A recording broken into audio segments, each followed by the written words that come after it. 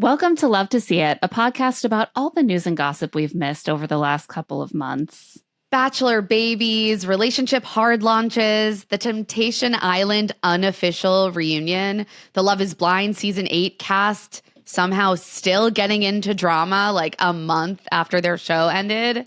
That Minneapolis repression has burst forth. It always comes out in the end. It just took a little bit longer with these guys. So to help us sift through all of the noise, we have a real expert on the pod today, co-host of the Reality Receipts podcast, Storytime with Rikkii. Welcome to the pod. Thank you so much for having me. Oh my God, we're so excited to have you. I was telling you this beforehand, but for our listeners, like Rikkii has been my go-to source for a while now on Love is Blind goss.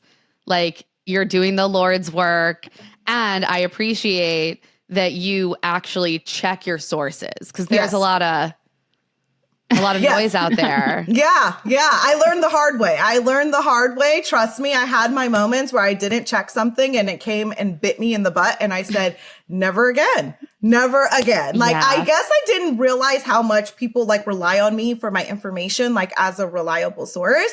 And once I realized the power that I had, once I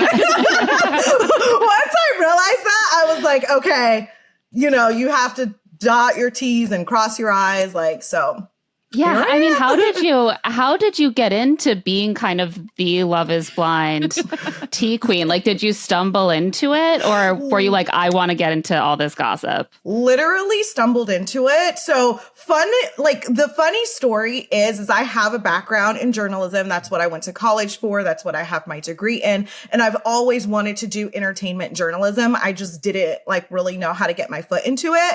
But I literally made a TikTok I made my page to tell my dating story times because I was just like, going through the trenches, and I'm like, somebody out there is like going through the trenches with me. Like, let's all laugh about our dating lives. And then I made a video that was like, this is who I date from the cast of Love is Blind. And I think the first season I did was like season 3 or something. Like, this is who I date. This is who I find cute. This is who I find whack. Like, and from there, like, that video just did significantly better than all of like my little dating videos. I think it got like 8,000 views, and I was like, oh my God, like 8,000 views. So then I just made another video of like, these are my thoughts on the show. Then another video. And then I think that's the season that I don't know what season SK was on, but that was like the season where I got my first like, woman coming to me like, girl, like, here's the receipts. He's trifling. And I was like, ooh, tell me more.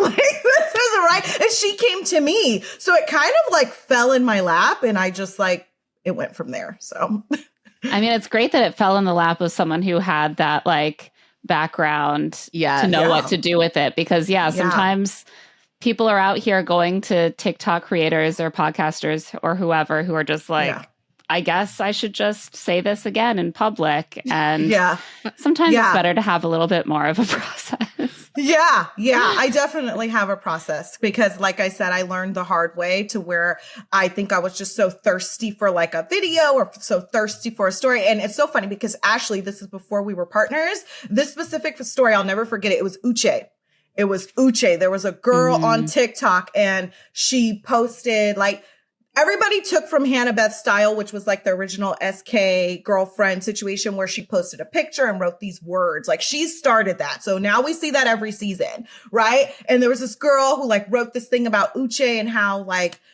she was pregnant by him before the show. He left her to the show and she was pregnant and she had like a smortion, like, and so I reached out to her, talked to her. I was like, you send me some pictures of you and Uche. Can you like, started doing my little verifying thing. She's like, yeah, I got you. Like, I'll send them in the morning. And Ashley was like, I don't believe this girl. Like, and I was like, I don't know. She said she's sending me the receipts. And she's like, I wouldn't post about it until you have the receipts, like until she sends it. And I was like, okay.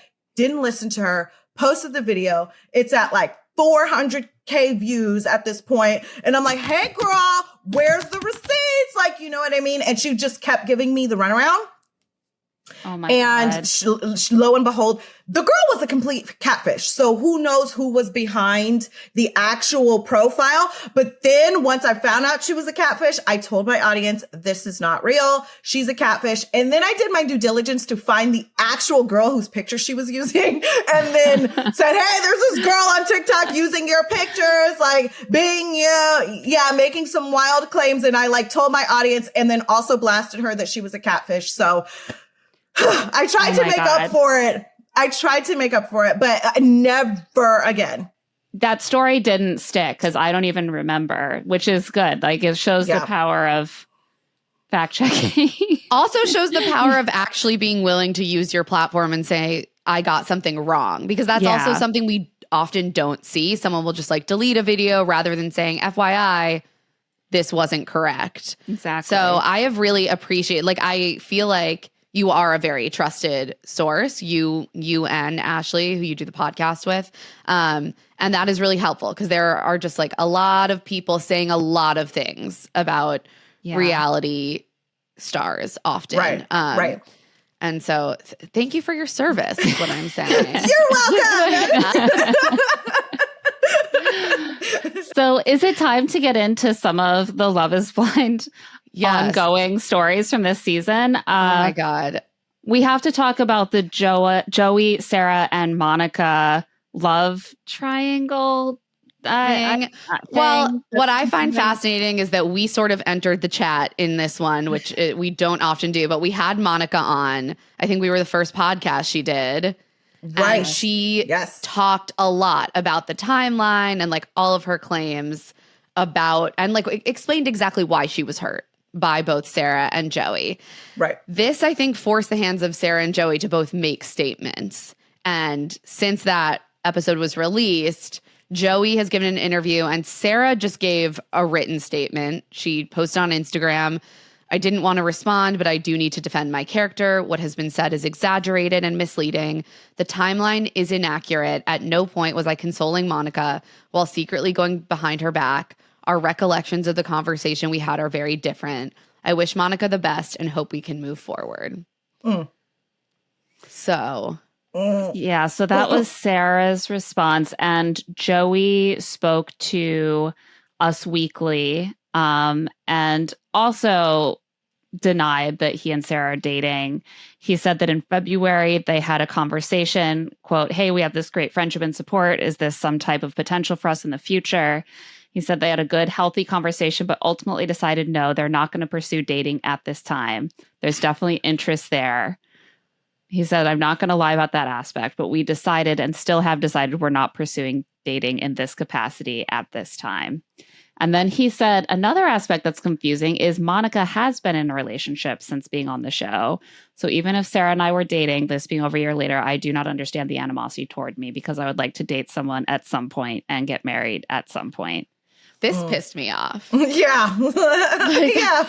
I was like, you're missing the point, bro. At no point did she say, I am mortally offended that they would be interested in each other or consider dating or date. She was upset that other people knew about this interest and this dating or whatever it was, and that no one had told her. And these were her close friends. Right. Anyone would be offended. And that's why I said, like, oh, the timelines of this.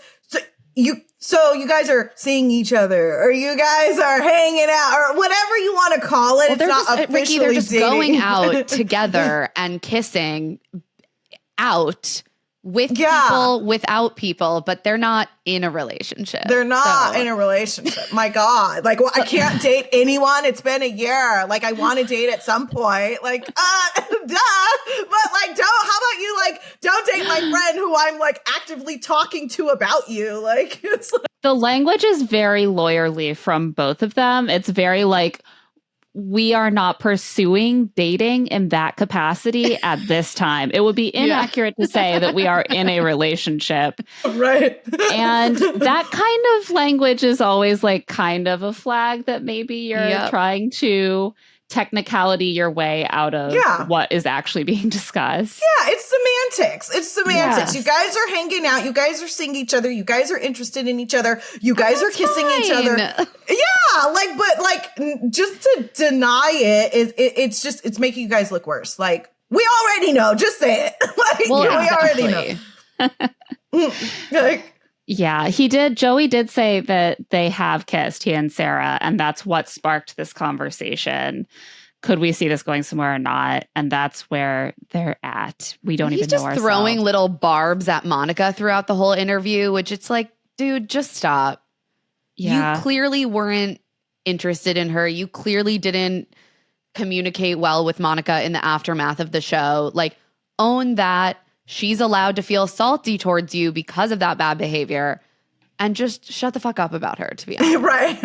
Exactly. Exactly. And it's like this, pretending like you still were in love with Monica and saw a future with Monica. All of us could see from a mile away that you weren't romantically interested in her, but to act like we all didn't just see what we saw and no, I genuinely was.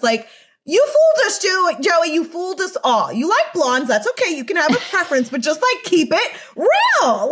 You slid in Madison's DM and now you're with Sara. Monica wasn't your type. Cool. You're no one's type. So it's fine. It's fine. He might be Sara's type, but they're not going to comment on that at this time. I guess. That's for the future. In 2 to 4 months, they'll reevaluate. I do feel like it is interesting still to me that they're taking this approach when that is sort of how Monica has described how Joey wanted to take their relationship after filming, which is we're not dating. Who can say at this time? Maybe in the future. Yeah. And then what do you know? It turns out, it's a very convenient setup for Joey. Yeah. Sir, you're dating and we don't care. We already know and we don't care. So just and that's, now we're moving on from it. Yeah. Rikkii, did you listen to Ben Mazenka on AD's podcast? I did. So AD is really doing it for us. She's getting these interviews. Yeah. She's doing, I think she's doing a pretty good job. She's doing amazing. I think she's in partnership with Netflix and Kinetic. I'm pretty sure. I think so, because her producer works for Kinetic. And it's a very professionally produced podcast in a gorgeous studio. But I have been impressed, given that partnership, that they at least do seem to be giving her a lot of leeway to put out her own opinion and push people, which is great. Right. She's amazing. I think I've been enjoying her podcast. I think she's an excellent host. She's really good at what she does. So it's been amazing and refreshing to see. I did catch that podcast. I feel like she asked Ben some hard questions. You know what I mean? And held him accountable as much as she could without badgering him. You know what I mean? I thought she did a phenomenal job. I was I agree. Okay, ask this man. Yes, what you got to say for yourself? I know. I was thank you for asking these very direct questions. What I just think is so funny about Ben is that he cannot answer a question directly. And she kind of called him out on that, right? She was like, okay, so cool. But but and then finally he was like, the George Floyd situation was bad. Wasn't good. Yeah. He's like, LGBT, I am an ally. Yeah, fine by me is what I say. No, she basically is why were you so robotic in how you were talking about those things? Why did you sound so removed from it? And he's like, yes, I really want to address this. I want to sort of set the record straight. And it was striking to me that he sort of did the same thing that he did on the show. It didn't sound like any different to me. He's talking about things very vaguely. He's using phrases that she explicitly called out in her question, these communities. I was like, you're still using those phrases, he thought he wanted, again, to show that he had gotten more comfortable with these conversations, but he just did the same thing. He's just deeply uncomfortable with these conversations. He's uncomfortable. Yeah. He's like, I'm going to have these tough conversations. Maybe you shouldn't, because it seems like you're literally please stop talking to me about this. I don't know. He said a lot of good was going to come from it. And so a lot of good needs to come from it, from him talking about it. And if he doesn't talk about it, then a lot of good can't come from it. Right. I was like, oh, Ben, like what's interesting is that it was interesting during the season. I was like really trying to get a read on his politics, obviously Devin's politics. And it sort of seemed like maybe they were coming at things from a similar perspective. Seeing how they've been talked about after the fact, it actually strikes me that Devin is much more right-wing than Ben. Like that is what I am reading between the lines. Between like Ben on AD's podcast, Virginia on AD's podcast. Ben seems like he just wants to not think about anything. Yeah, absolutely. Just leave me out of it. He woke up and was like, I am a white man, and maybe I now know that I should be not ignoring these things. But he still doesn't seem quite able to like actually engage. He's like, these social issues, they are important. Well, he keeps saying, like, I was really coming at it from a place of curiosity. But I think what came through to Sara and to us as viewers is that he wasn't coming from a place of curiosity. He was coming from a place of avoidance. Yeah. Right. And those are very different things. Right. His responses seemed very like he practiced them. You know what I mean? Like she's gonna ask you this, and when she says this is when you talk about the communities. And this is the part where you say the good of the conversation. Like she kept asking a different question. He kept giving the same answer, which is like having these conversations is going to bring a lot of good. And it already has. And it will more. And I will tell everyone that it will be so good. And that's what actually, I will do. The most substantive part of it was when he said that he had finally come to understand that people like George Floyd are also real people. And they also have friends just like Ben, who, like Ben, would be very sad if their friend was extrajudicially murdered by the police. And I was like, oh boy, go back to being vague. Don't get specific. Because I think at one point he was like, that could be, my family. Oh, yeah, I was like, and I was like, could it? I think you're missing the point.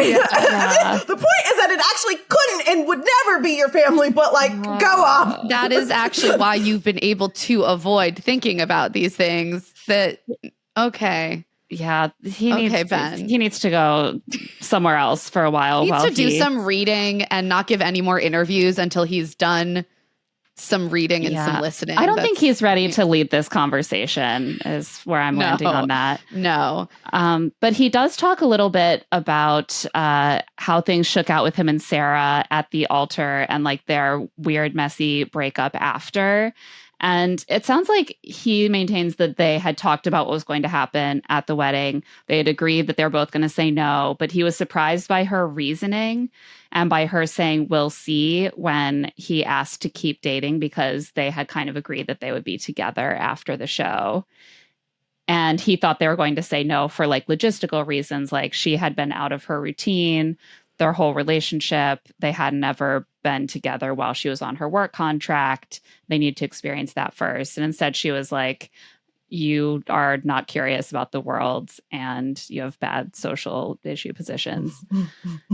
Then he said that they had planned to keep dating, but then they did break up and that she just basically, they just had like a miscommunication about the breakup. Yeah, there is like some drama. Like they both have a very different recollection of like what happened, how it ended, when it ended, why it ended.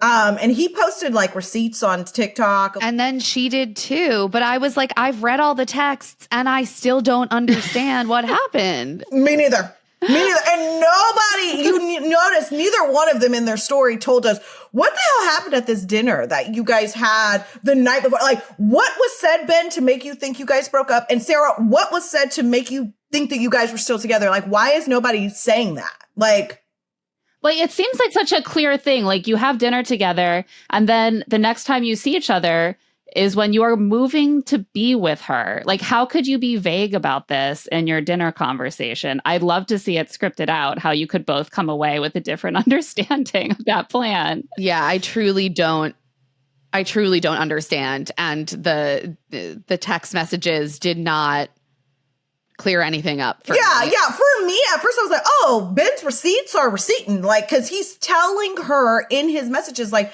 I'm seeing this as a breakup. And for me, if like I'm dating somebody and I think that they're about to meet me somewhere and they all of a sudden hit me out of nowhere with like, I'm treating this as a breakup, like I'd be like, what? Like, what are you talking about? Okay, this was my reaction too. And from Sarah's perspective, she's like, well, I gained all the clarity I needed in that moment. And then I just like never spoke to him for 2 months. I was like, if that was me, I'd be like, what the fuck are you talking about? I thought you were flying on a plane to Nashville in a week to stay with me. Like, I would not just be like, okay, thumbs up. I guess I got it now. We're broken up. I'd be like, what the fuck are you talking about? Yeah, like, or when you or when you take your location off, I'd be like, is that a mistake? Like, what did you do that for? Like, it just seemed like you had to have some idea of where he was at for you to just be like, thumbs up, all good.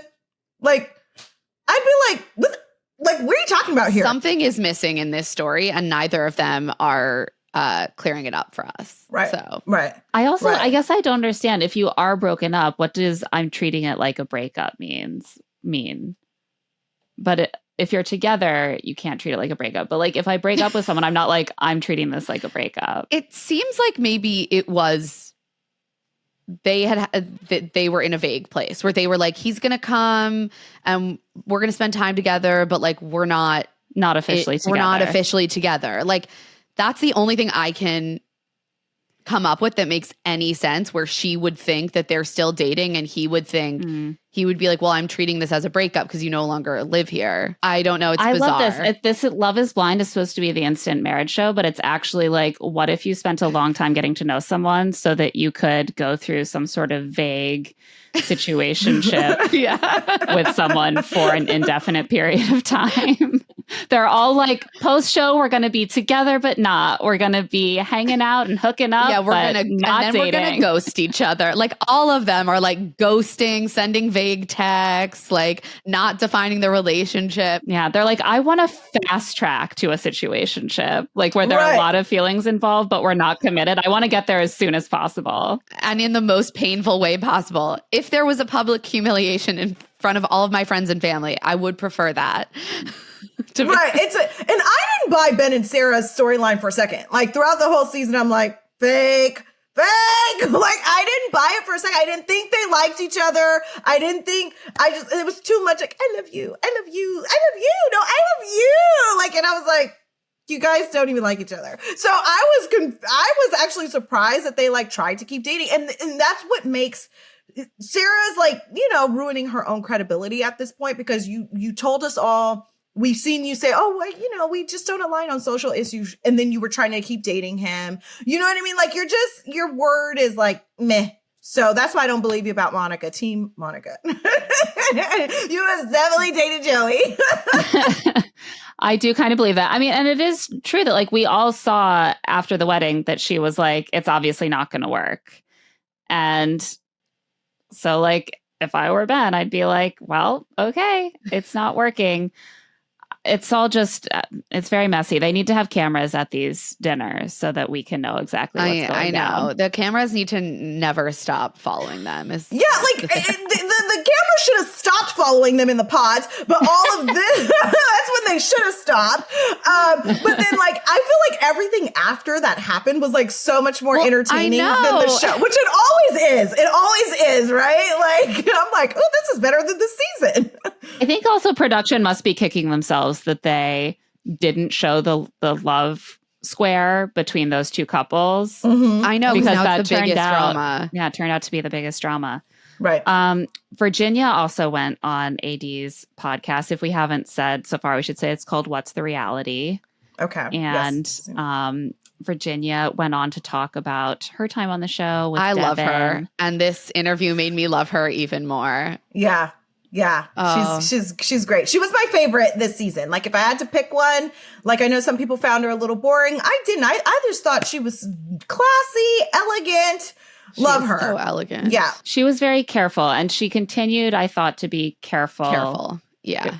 Poised, presents herself well, careful about what she says, but she definitely said more on the podcast than what she said on the show. She says, even if when she says a little, you can glean a lot from what she says. You can read between those lines. Yeah, like I'm picking up what you're putting down, girl. Yeah. Yeah, the overall impression is that Devin didn't pay for anything, and Devin was a big right-wing conservative. Yeah, was what I gave away the vibes. And you know what? I said it. And when I've seen the cast, I said he gives me broke. My broke radar is like so good, you guys. Like I was like, because I looked at him, I'm like, basketball coach, youth basketball coach, they don't got no money. Like, you know, and then he's like, he owns this gym or whatever. And I'm like, you haven't posted on your social media in like 4 years. This is not your job. You know what I mean? So I was like, in my very first like review of him, I was like, he's giving broke. And I was right. I'm just saying. I am the expert. Your instincts are on point. I feel like it wasn't even the like he was broke as much as she was like, well, he was broke, but like also the money that he had, he didn't want to spend it on her. Like he has money to buy the $700 pair of sneakers once or twice a month. Fair enough, but what about buying a meal for his beautiful fiance? Just one. His queen. Just one meal. One meal. And she talked a lot about that it seemed to be like an effort issue where she was trying to be thoughtful towards him, hence like the birthday gift basket and her like picking up food for them, and that it just never occurred to him. Yeah. To even be like, hey, I'm on my way home. Are you hungry? Right. Right. So that's not great. Yeah. And there are lots of ways you can, if you don't have a lot of money, you can cook for your partner. Like you can pick up those other things. I mean, you can pick up groceries. Like I assume there was food in the house. It just sounds like she was taking on all of that, like planning work, all of that invisible labor. Yeah. And she also talks about the assumptions that Devin and maybe like she also made, that like the ways that they assumed in the pods that they were compatible, that then it turned out they were very much not. Like she talks about the fact that because she and Devin connected on their faith, that he seemed to make some assumptions about her politics as a result, that like she must be much more conservative than she actually is. Right. Right. That makes sense. Because some of the things I was like, how'd you guys make it past the pods, like with all of these differences? Like, how did it even work? But like, I think from the jump, I could see like, he's just not on her level. Like, they're just not equally yoked. Like, it's giving like, you know, like he needs a mommy, so this story checks out. Like, you know what I mean? Like to where she's kind of babying him in a sense. And I'm like, y'all don't even look right together. You know, like it's just also the woman's like has a PhD. I mean, she's like brilliant, very accomplished. She's very able to speak on a variety of issues. And what came out in the podcast is that she says that Devin basically did not want to speak about faith or politics at all on camera. So I'm sure that impacted the pod's time, and she seemed to like feel that they had enough in common to move forward. And then once they had built this like very intense emotional connection, because that pod time really fucks with your brain. You're like, I've never been more in love with someone than I am this person. Then she got out and was like, oh, this man's like essentially a right-wing nightmare. Like she didn't say that, but that is what came out once they had those conversations not on camera. And she said that she like the waterworks at the altar. I don't know if she said this in AG's podcast, but like Lil Bird told me that she knew, like they both had discussed that she's going to say no. So his, you know, the waterwork is like all the crying like was like performative because like you 100% already knew I was going to say no. So what are you even doing here? You know, they had discussed it. They were both aware that it was going to be a no. Yeah. Yeah, that is like kind of the vulnerable thing about this show is you can try to agree on things or talk things through, but it's very easy then for your partner to spin it so you're the bad guy with some well-timed tears. Be like, I can't believe she did this to me. And his mom and sister were immediately like, what is wrong with these women? Like, girl, what don't nobody want your broke ass says. Sorry, mom. He is not a cat. I'm just saying, like, sorry. She also talked again about how, like, you know, she has Muslim family members, and she says that Devin had, quote, very specific views on the LGBT community and other religions. And I'm going to say, I assume those views were not positive. Right. Right. Like, not welcoming. Yeah, that was nice of her not to tell too. Like for her not to like say it. Like she said it, but she didn't say it. She said it, but she didn't say it. No, she's saying right. This is my perspective. This is important to me. Like I have a community that is very like multi-faith. Right. And his is the opposite. I'm not saying what he believes, but it is the opposite of what I believe is all I'm saying. I also just about died when she's like, I was the first one to point out to Devin ever that Jesus was Jewish. And he was like, what? I'm like, Devin. I really hope that was the misunderstanding, because I truly don't know how you could be a Christian and know like literally a single thing about your faith and not know that, like, that's kind of the whole thing. Like that's, you learn the story of Jesus, like the first thing you learn is that he was Jewish. Right. Like foundational. Devin. Like there's just, I think there's a lot of not thinking deeply about things with Devin. And she also spoke about the dynamic of like, you know, them obviously being the only Black couple on the show and the responsibility that she felt while they were filming to protect him as like the sole Black man that was going to be represented on the season.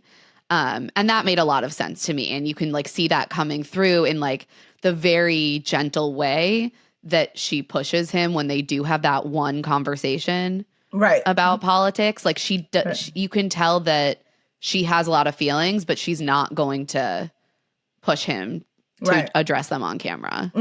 Yeah. She was very soft with him. She used her baby voice. She's like, ask me the hard questions. Like she was trying. He's like, no. I don't want to. He's like, okay, then never mind. I'll just go to sleep then, I guess. Yeah. Which, interesting enough, like we know that we did have another Black couple, right? That like got engaged and they chose not to follow them, which was B. and Mo.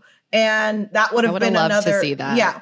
Yeah. But apparently it was a train wreck because Mo was, I don't think he would have done my community any good. Okay. I think he fell apart extremely fast. So, I mean, one thing we Justice can say for B. B. deserves better, but she is very good at getting herself out of relationships the minute that she's like, this guy is no good. I know, she's I like, stand. Like, are you kidding? Like, everyone should learn from B. The minute that she's like, no, I don't like that, and this is not going to work for me. Goodbye. Yes. Yeah, she'd be like, all right, I'm going to head out. As soon as they say something, she does that. I'm going to start doing that. Like, on a date, like, I'm going to just be like, no. And I'm going to get up and walk away. Like, literally. In the name of B. Sorry, another ant.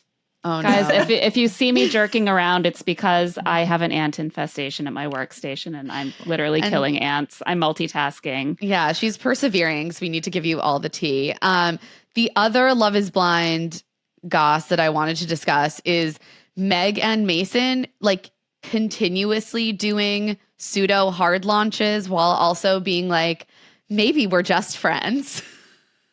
I don't care. Like, you know what I mean? It's like you guys just said on the reunion that you're friends and now you're like, it's always been you. Like, are you together or not? And also, I don't care. So whichever one it is, like, they really want us to care, which is what's starting to annoy me about it. I'm like, seems like you're together. Yeah. Seems like you are, because you're like kissing and like hanging out all the time. Why are you trying to lie? Like I'm getting annoyed and I'm going to want to tune out from this show. Yeah. It's very Joa and Sara. It's very Joey and Sara. Okay. Yes. It is. I feel like they're in that unfortunate, Joey and Sara in that unfortunate position where it like kind of looks bad for them to be together. Meg and Mason have this like fan base of people who are like, Madison like fucked you, Megan Mason over. Like, you deserve better. I'm so glad you found each other. This is the love story we needed. And I just like don't relate to that. Neither do I. But like, you know, love that for them. Go have your fan base. Right. But then just say that you're together. It's just very thirsty. And like so that's okay. Thirsty is like when I seen her little reel or whatever the hell, I was like, girl, this is so thirsty because I never understood that narrative. Like Madison messed it up for you guys. And I'm like, but you guys dated.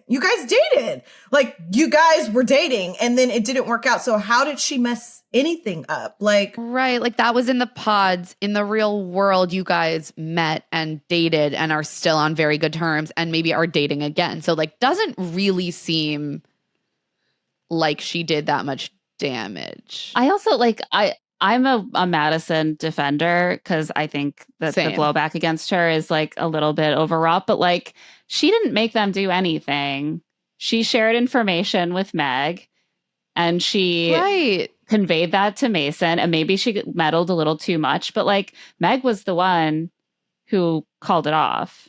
Right. Based on her I really didn't get the backlash. I'm like, what she said was true. Like she didn't lie. So like, what's the like Meg? Right, you Meg made your own to mind. Be upset or not, and Mace like they still have agency here. And guess what? The pods are always messy. This happens every season. Like people don't know where they're at. They speak out of turn. Like yeah. Also, this was a year ago. Like and now you've dated. I don't really understand. Yeah. So like right after the reunion came out, they posted that mashup video of all their time together with the caption, "It was always you." And at this time, everyone's understanding was that they'd broken up because they went on stage at the reunion and they were like, "We are not together. We have chosen not to date. It doesn't work. We tried multiple times. It doesn't work. We broke up." Anyway, here's a romantic reel of us and the caption, "It was always you." Everyone's like, what the hell's going on? And then a couple weeks later, they posted another joint Instagram video where Mason is like, "I keep getting asked whether I'm with Meg, and I guess I should answer that." And then Meg like pops into frame and kisses him on the lips, I guess, like kind of dances in front of him and grabs him around the neck. And the caption says, "Just friends." And it's like, why are you trolling us with it? Like, you were the ones who said you were just friends. And now you're like being like, "I can't believe you think we're just friends." Like, what are you doing? Feels very transparently like they are aware that couple baiting is good for social media engagement. And they're together, but they're doing couple baiting content because they know it works. That's like you know how much I don't care is that I didn't even see that second video that Claire just mentioned. Like I didn't even see it. and no one sent it to me or tagged me in it. So there's really not a lot to say about it. So that's fair. That's about it. Yeah, no, I saw it because it was in the doc and I went and watched it. And I was like, oh my God, did you guys see how like after the reunion, Meg just like kept going on social media and like hinting that like that she was wronged? Yes, at the reunion. She was silenced on Women's Appreciation Weekend. I was like, that's not a thing. Called International Women's Day, and it did. Okay, but yeah, I was like, but like you wouldn't say what you said. She just kept saying, say it. No, this pissed me off so much. I was like, what are you saying? What are you saying that's so horrible that Madison did? Say it then. Then we can evaluate it. Right. She just kept saying, they just cut everything down. I stood up for myself for 20 minutes. Like, why don't you tell us what you said so we can decide if we care? Because the comments were eating her up. They were eating her up like, "Oh, so you attacked another woman for two men that didn't even want you?" Like, oh, like, okay. Also, I'm like, I don't know. Anyone really strongly attaching themselves to Alex at this point is not... Getting a little side eye. Yeah, a little side eye from me. Right, absolutely. Yeah. Because Ben said too that he's on AG's podcast. I know. I was like, red flag, Ben. Yeah. Red flag. He's like, oh yeah, my best friend out. I was like, this is not going to do the good thing for you that you think it will. Yeah. Sorry. Yeah, absolutely not. So, yeah. Okay. On that note, we're going to take a quick break. And when we get back, we will get into Temptation Island. Can you keep up? I love it. And we're back. So Temptation Island arrived just in time to like fill that Love is Blind shaped hole in our hearts, right? Oh my God. And to also like fill me with disgust and revulsion for just humanity in a way that I didn't know was possible. And I'm still recovering. I thought I had become a full-on misandrist watching Love is Blind. And then I watched Temptation Island and I were like, no, men should be banned. Like we got to start over with them. They're fundamentally broken. Like the worst people I've ever seen on my television. So we've got to talk about what happened after Temptation Island aired. And I'm going to say a lot of this tea I only know about because of Rikkii. So Rikkii, thank you. I spent hours scouring the internet for tea. No, I'm just kidding. On it.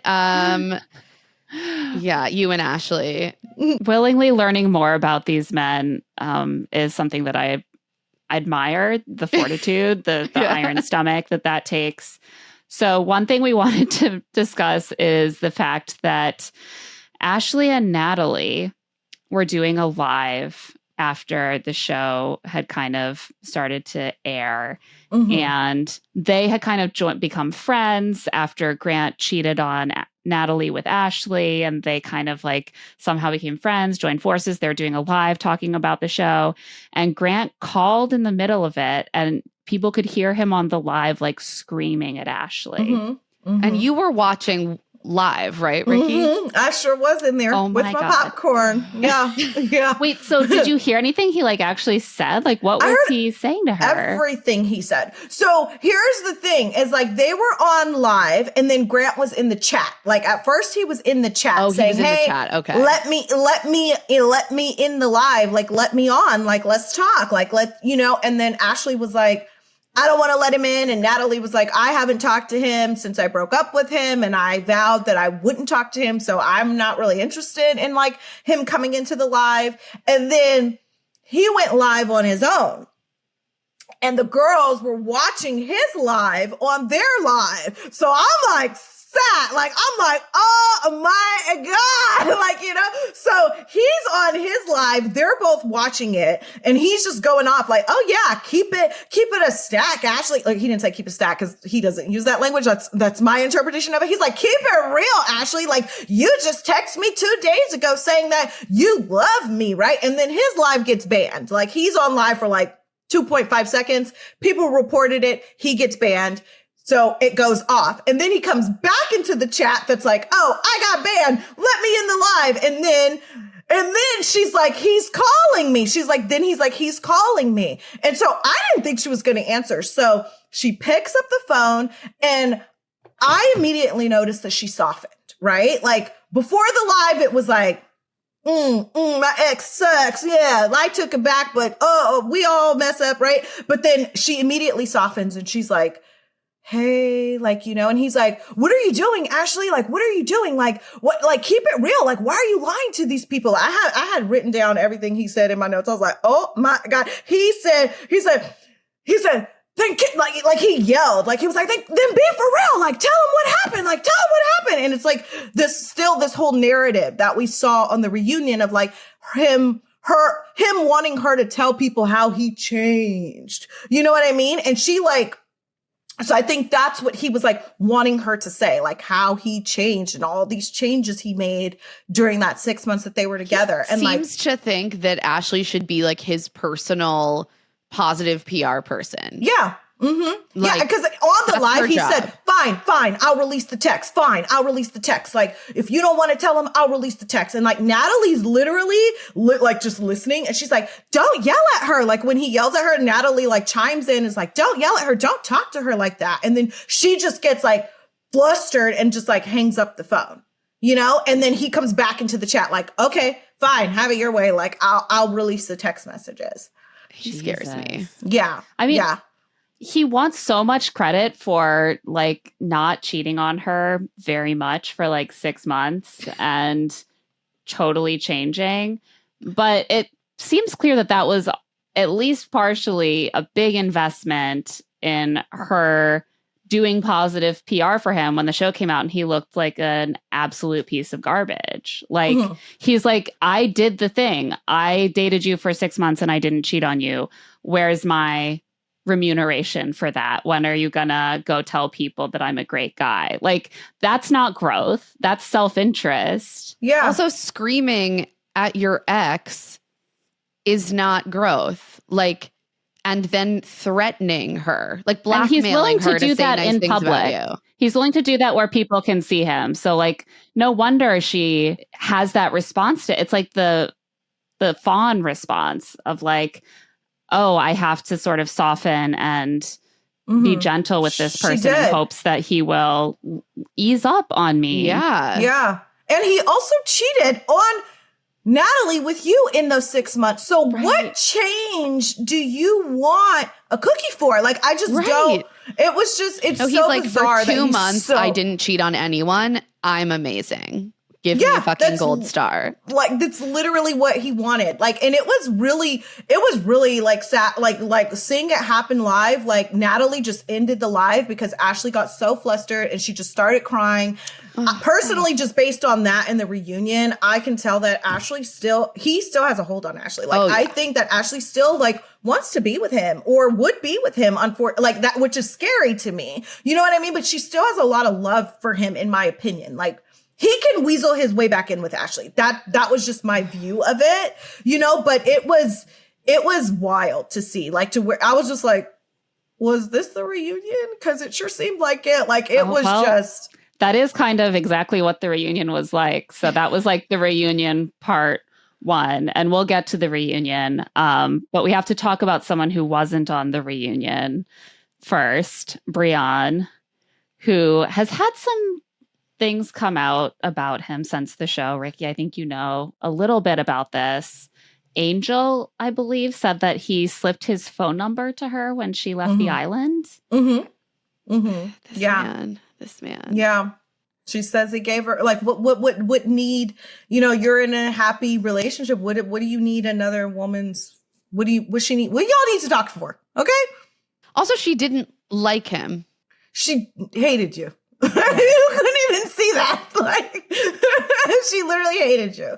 So he's like, Amaya and Angel see that I see my bullshit. They don't like me. Obviously, what I need to do is get them both to have a threesome with me. And he hasn't done that yet. So like, he's got to have their number. Yeah, he still has to win them over with his magical dick. Like, yeah. Yeah. Oh. He actually DM'd me, Brion did. What did he have to say? Oh, he was so nice, you guys. He thinks this is my first rodeo. You think if you're going to be nice to me, like, I'm not going to spill tea on you? Wrong. He was like,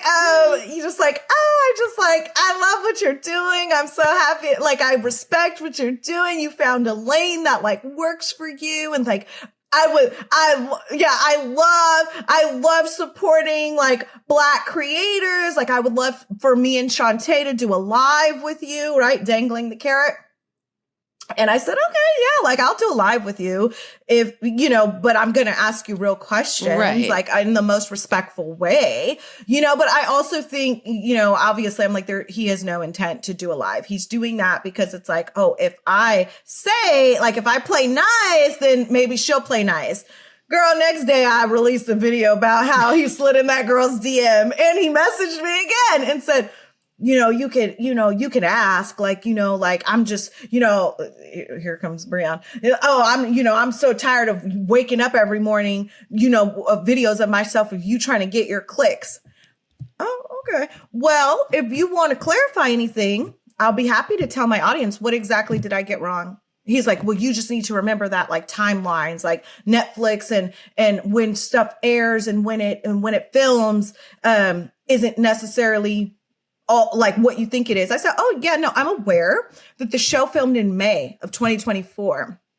These DMs are February 2024. In May of 2024, you said you and Shante have been together for a year. So what exactly did I get wrong? I'll be happy to clarify. Also, he was saying on the show repeatedly, I would never cheat in the real world, right? Yeah. Like that was his whole thing. Like, this is different. I'm different here. I would never do anything like this.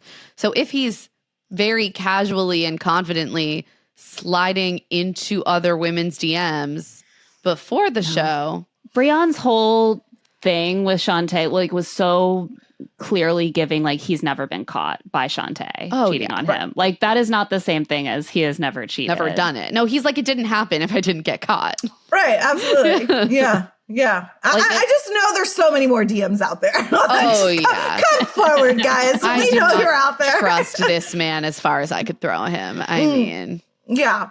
Yeah. And even the woman who released the DM, she said, in her DM, she says, like, don't you have a girlfriend? Because he's offering to fly her to Atlanta. Right. And she says, don't you have a girlfriend? Because she was like, I seen him post his girlfriend for Valentine's Day. Like he had posted how he's this amazing boyfriend. And, I had just seen him post his girlfriend for Valentine's Day. So when she asked him, like, don't you have a girlfriend? Like he didn't answer. So yeah, crickets. And it was crickets when I said, oh, what did I get wrong? Like the timeline wise of filming, like either you lied about your relationship with Shante or like what? Like there's no other explanation. So he didn't respond. I don't think he's going to be doing that live. Needless to say. I don't know. I think he really respects that you found your lane. I think he's going to come back around. Great job. Really loves supporting you. Yeah, I know. So nice. I know. He's my friend. Shante and Brion went on Mark Walberg's podcast, Bonfire Talks, which I didn't know existed, but good for Mark working in the off season. And Shante said of that infamous threesome video that she was shown during the bonfire that she couldn't hear the audio. And Mark is like, well, that's exactly what you were shown. Like what people saw on TV, that's what was shown. And she was like, well, the acoustics, like I just couldn't really hear it. Which I could see being the case. Like there's a lot of it's not like they're giving them headphones, so the audio is probably going to be tough to hear. Whereas I had headphones on and that shit was in my ears and I did not need that. That was in your soul. That was in my soul. Rhythmic wet slapping will never leave me. I had the subtitles on, so I was like, I seen it, I heard it, I read it, I was all of it. I have thought way too much about that audio. It actually did help me understand her reaction because she was like, well, he's there in the morning and like someone's naked. And I was like, you could hear the rhythmic wet slapping, but she couldn't hear it. So I was like, that's all I would be able to focus on if I were Shante. But if she didn't hear it, then I guess. Yeah, I guess I do quite understand a psychologically more. Sparring. Yeah, I understand more why she reacted the way she did in the moment, at least to an extent. And also why it might have been startling to watch it back and get those new layers. Right. I mean, but it's also like the naked girl and then him coming out and saying, oh, the birds are chirping. Like, what did you think? Did you think they were in there playing patty cake like all that time? Think she was like, in deep denial because she didn't want to have to break up with him. And then she just didn't. And then she just didn't. No one can make you break up with him if you don't want to. Another thing that came out, this was from Hashim, her platonic sort of match on the island during the show. He also went on 80s podcast, What's the Reality? And I interviewed him too as well. Oh my gosh, I missed that. Yeah, we did it. We did a live. We did a TikTok live. It's up on my YouTube. I'm not on TikTok enough. What did he say? He gave me a lot of tea. So he told me that, Shante blocked him. And he does say, and in our live, Brion and Shante were both in the chat. So it was kind of Oh, did they have a response to that? So Shante wasn't saying much. Brion was saying stuff. He's like, keep it respectful. Like he was, there to like put his foot down, I guess. He was like, keep it, just keep it respectful. So the one things that Hashim spilled was that Shante blocked him. He believes that Brion made him block him. Yeah. And then he said that Brion actually DM'd him that the first, that he had at first he left a really nasty comment on one of his TikTok, one of his posts, one of his Instagram posts, and then he DM'd him, same kind of thing, right? Like, thank you for, keeping it respectful, and like, I've seen you on live. Thank you for not like talking bad about me, like, you know what I mean, like that whole spiel. So. Yeah. Interesting. Yeah, I mean, the fact that she blocked him seems just like, of course she would, given that she's still with Brion. And it's just like, got to protect the relationship. He's got to have his other options numbers, but obviously his godly woman should not even be seeing the social media content of another man she's ever spoken to. That all tracks. Yeah, that does track with Brion's whole vibe. Right. In Brion's defense, I would make my partner block Hashim too, because Hashim is just too fine for his own good. So gorgeous. He's so good looking. My big feeling was like, why don't we have Hashim on Perfect Match?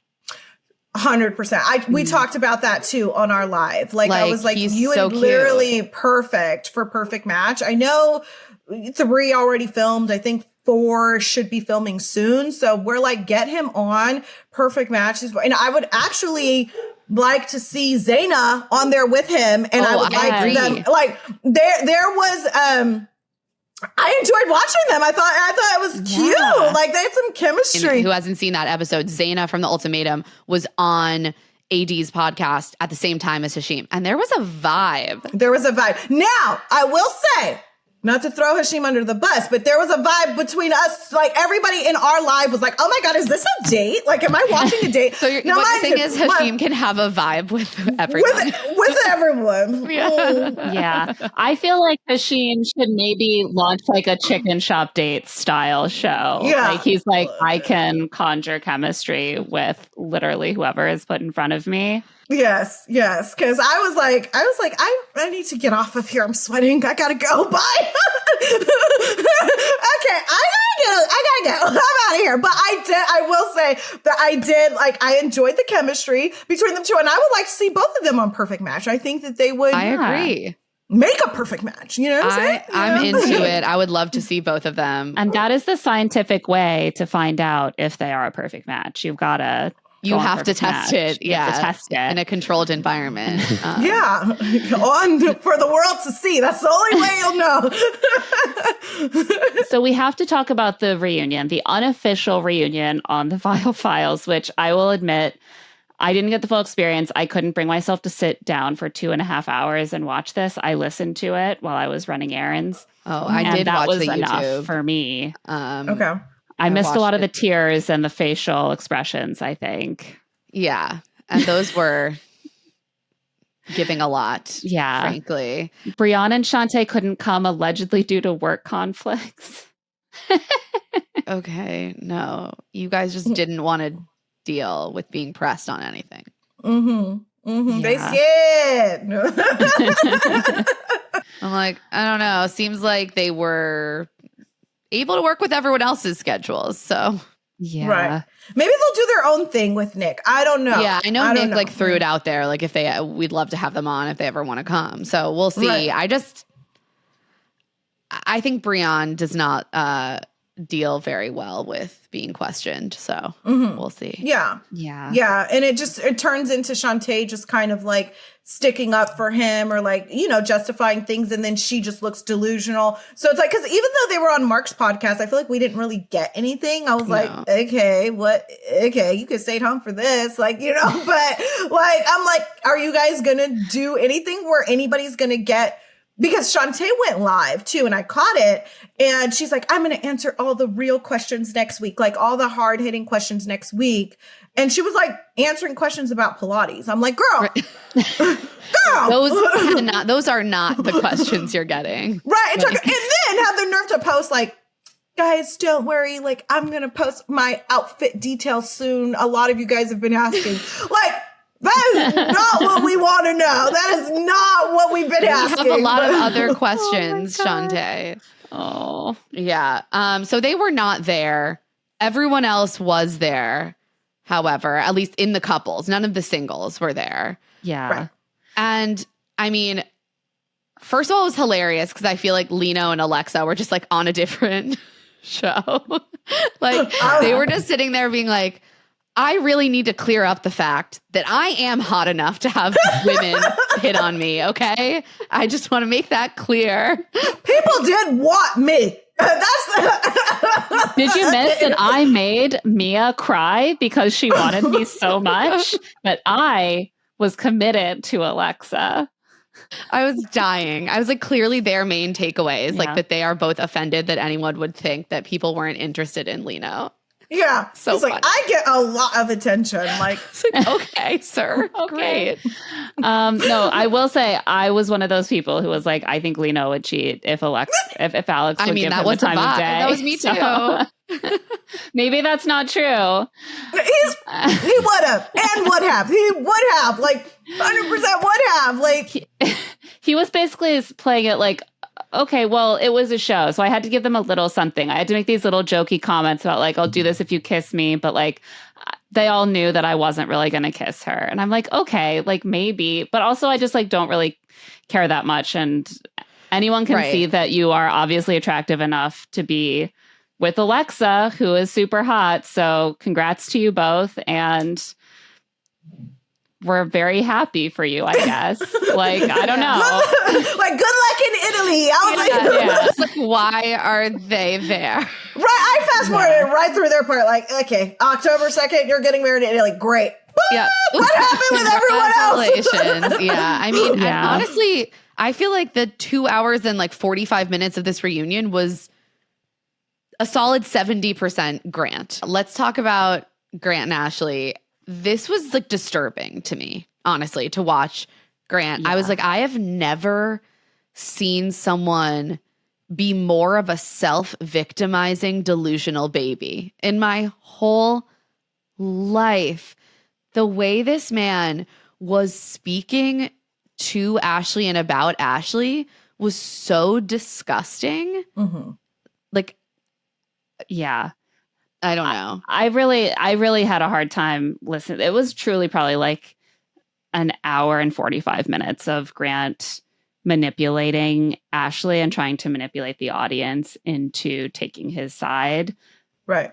When he manifestly like did not deserve it. Like it all like hinges on this idea that he grew so much and was so good to her for this brief time when he was exclusively dating her after the show, that he therefore like earned absolution and positive like narratives being spread about him, and that she like withheld that and continued to be hurt by his cheating on her repeatedly. And that makes her somehow sort of like abusive and like a very bad person. And she's not so loyal, by that. And she broke his spirit because she made 2 vaguely cheeky TikToks. Mm-hmm. So how dare she? We have a little clip of just one piece of this. But I couldn't move past it. It was not enough acknowledgement. I've already said it, and I'll say it again. I was wrong for expecting anything of you. I let the noise get to my head. The past 2 weeks have been hell for me. Now I realize it. I don't expect anything from you. I don't need to prove myself. You know what we had. You know what I gave you. You know what you took from me, from my spirit. Okay? And that's it. Now we're here. We don't need to talk about it anymore. And I... Coming from the guy who keeps fucking talking, right? But like, I'm done with it. I'm done with it.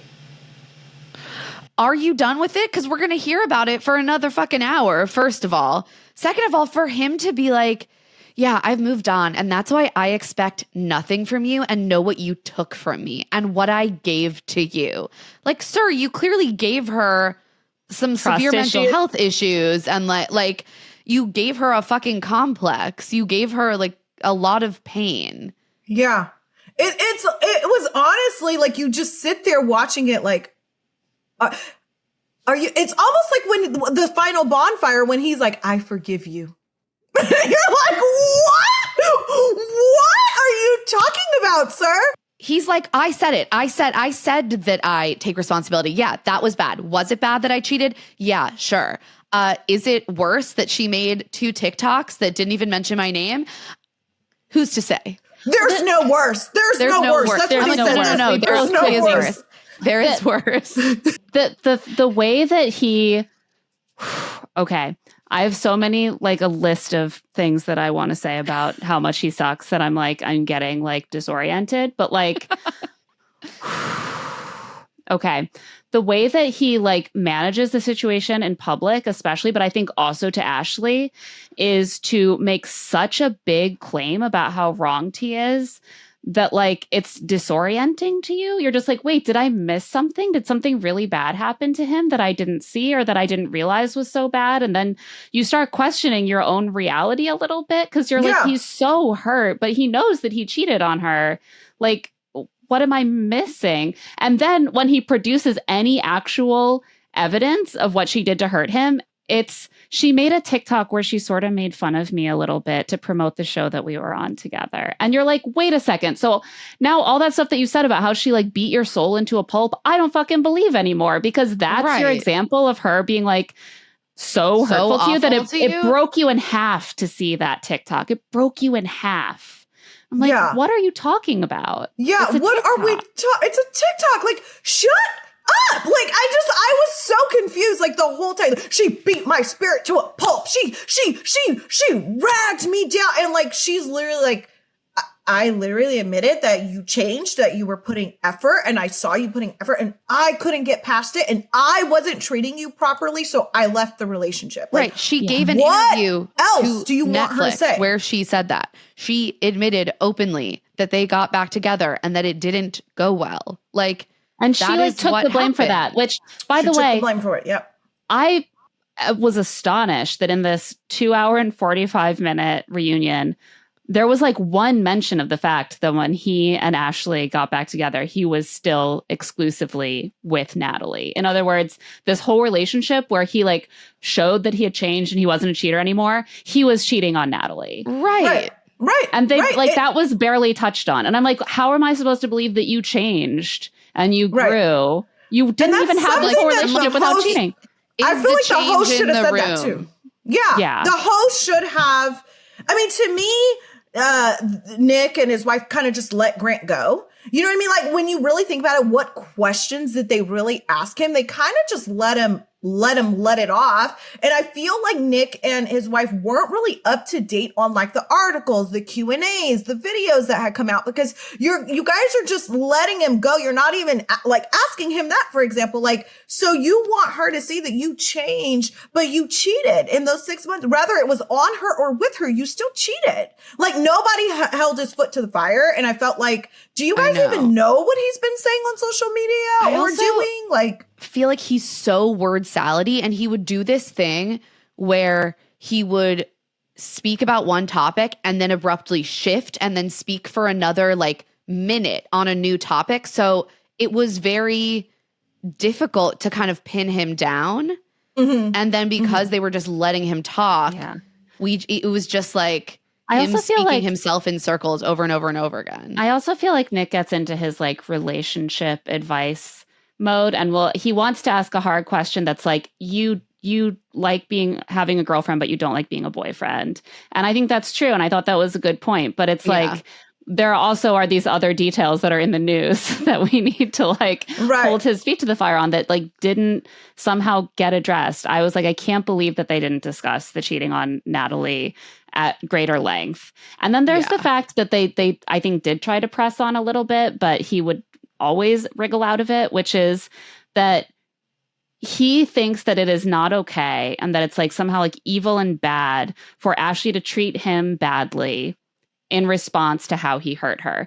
But if he treats Ashley badly in response to her making a goofy TikTok about him, that's because she broke him and he was so hurt by her. Like everything is from his perspective. Yes. And there's no acknowledgement that like just as like he wants to lash out at her when she hurts his feelings, she wants to lash out at him when he repeatedly cheats on her and manipulates her. He's the only one who's allowed to be broken. He's broken when it is convenient to him.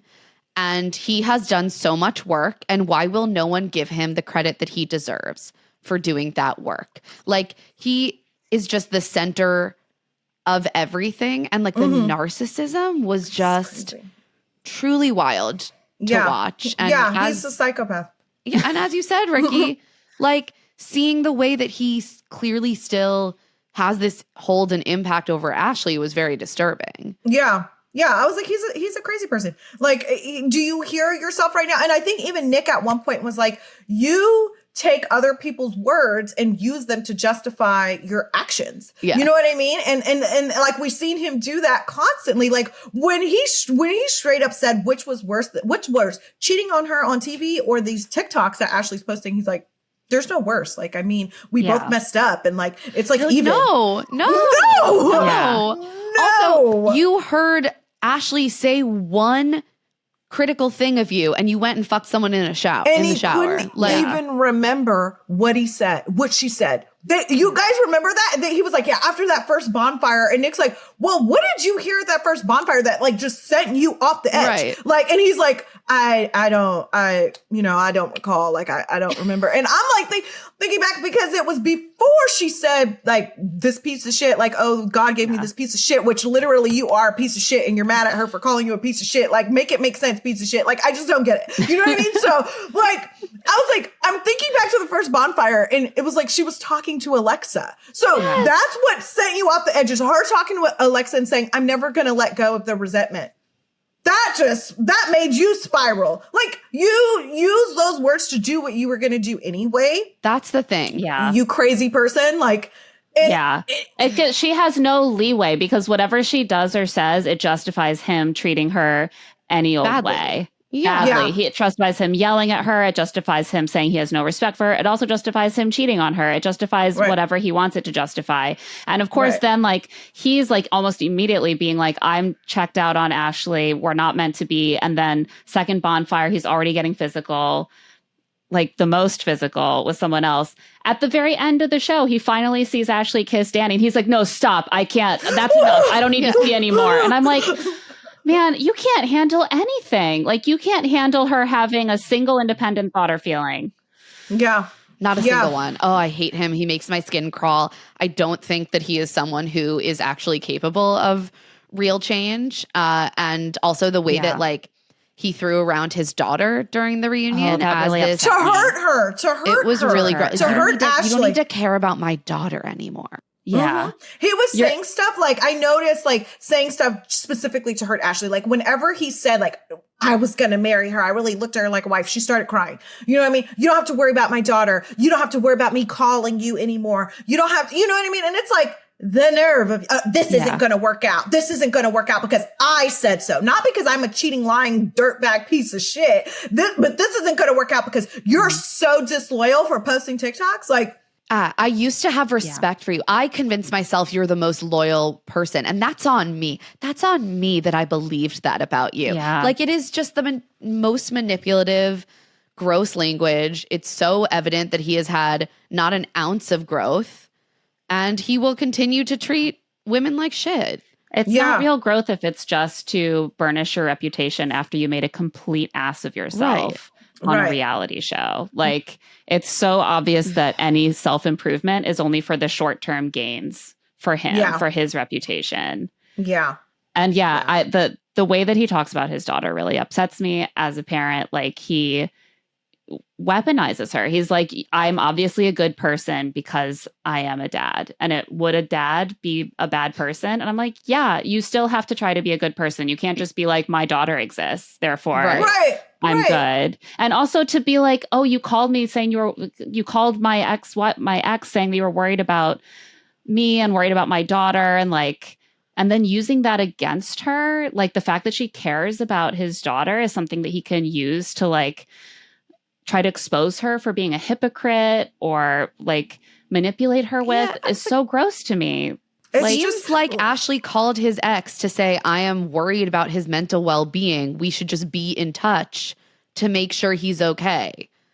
Like, where is that? Because I care about him. I care about his daughter. Yes. Oh, wow. What a bad person. Yeah. He's using it against her that she still cares about him. She still loves him. So it's like, you just text me saying you love me on my birthday. And it's like, she does love you. Like, you make it seem like because she's still talking to you and because she still loves you and because she's still answering your calls, that means that she can't be hurt. That means that she can't post funny TikToks. That means that, you know what I mean? And it's like, that's why I said, like, if Ashley does get back with him or communicate with him or have any type of anything with him, he is going to let the world know.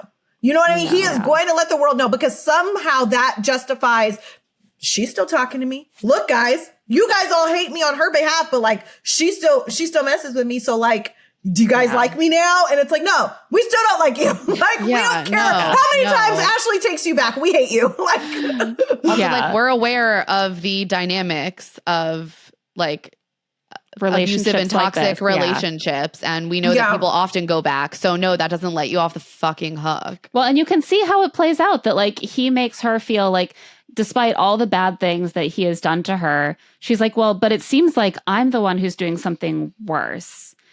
And I'm the one who is losing the respect of someone I love. I'm the one who is behaving unacceptably. And so I'm the one who kind of has to prove myself. I have to show my love and my loyalty.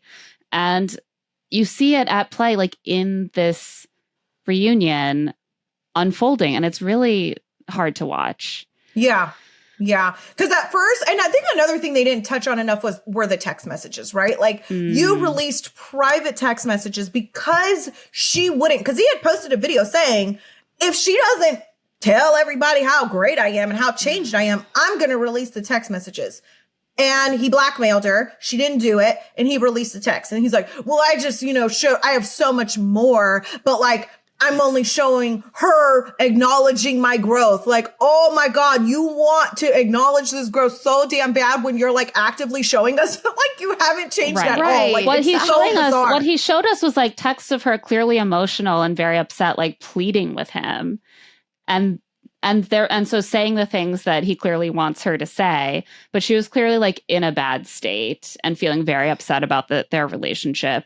And he weaponized these very vulnerable moments to make her and that look was bad. Really big of her to not release his text because she said that he's said some really crazy things to her in text. And she was like, out of respect for you and your daughter, or your mother, your baby mama and your daughter, I'm not going to release them. Cause I want to see that text of him saying that he should have effed Alex. Like, I want to see it. Yeah. Like, let me see it. Like, I want to see it. He doesn't recall texting that. So, and he's grown a lot. So I think he would be honest. So speaking of, I do not recall. I really want you guys' opinion on Taylor saying I do not recall because who's lying there? I need to know. To me, very likely that everyone is lying. But like, let's get into Taylor and Tyler. Oh my God. Okay, so Taylor and Tyler was one. Like, I generally liked Taylor on the show. This reunion did not make me like her more. Let's put it that way. Same. There was like a lot of talk of gender roles and how she loves gender roles, and basically saying that like when she met Tyler, he had a high rise and worked in corporate America and had a fancy car, and when he didn't have those things, she was no longer into him. She literally said, like, those were what drew me to you and, like, really bonded me to you. And I'm like, you want to go on this show and say that what drew you to Tyler was his job and money? Okay. Yeah. That's your decision. And then when he doesn't have it anymore, you like completely emasculate him and like shit on him. Like, that's a good angle. Then maybe you should just leave that relationship if that's what you need. She wanted Tyler to be in his masculine. And when you're in your masculine, you have a corporate job and a car, and you really hated that. Yeah. I will say, like, Tyler and Taylor seem to come from a similar sort of like Southern, very Christian, white Christian background where I'm like, this actually all kind of makes sense. It tracks. But not super flattering for Taylor. And then, of course, Tyler, like, she says got fired from his job, which he did not probably like. did. He probably and he's did. like, well, this was a blessing because I wanted to explore my real dreams. And Nick was like, what are your dreams? And he was like, entertainment.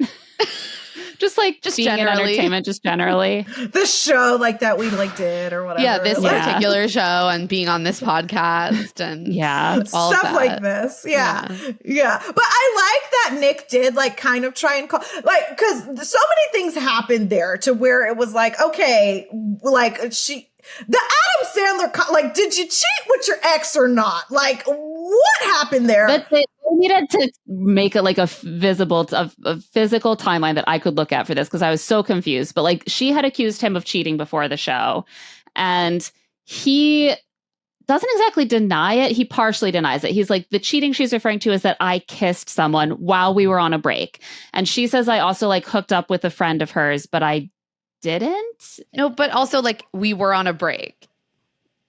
He was saying, like, I thought he was saying that they did hook up, but they were on a break. I thought he was saying that about the kissing. See, this is why I need a timeline written down. I'm like, what are you denying? He said, so she says that they took a break twice, and she says that they took a break because one, he kissed somebody, and two, he slept, a friend of hers slept at his house or something like that. And he says, but we were on a break both of those times. And she goes, yeah, but we were emotionally exclusive. Which I was like, what does that mean? What the is emotionally exclusive? That seems insane. I was like, okay, so clearly this relationship was just a hot mess the entire time. That's what's very clear. They were much more on and off than I had realized. But then it sounds like the kiss happened while she was on vacation without him.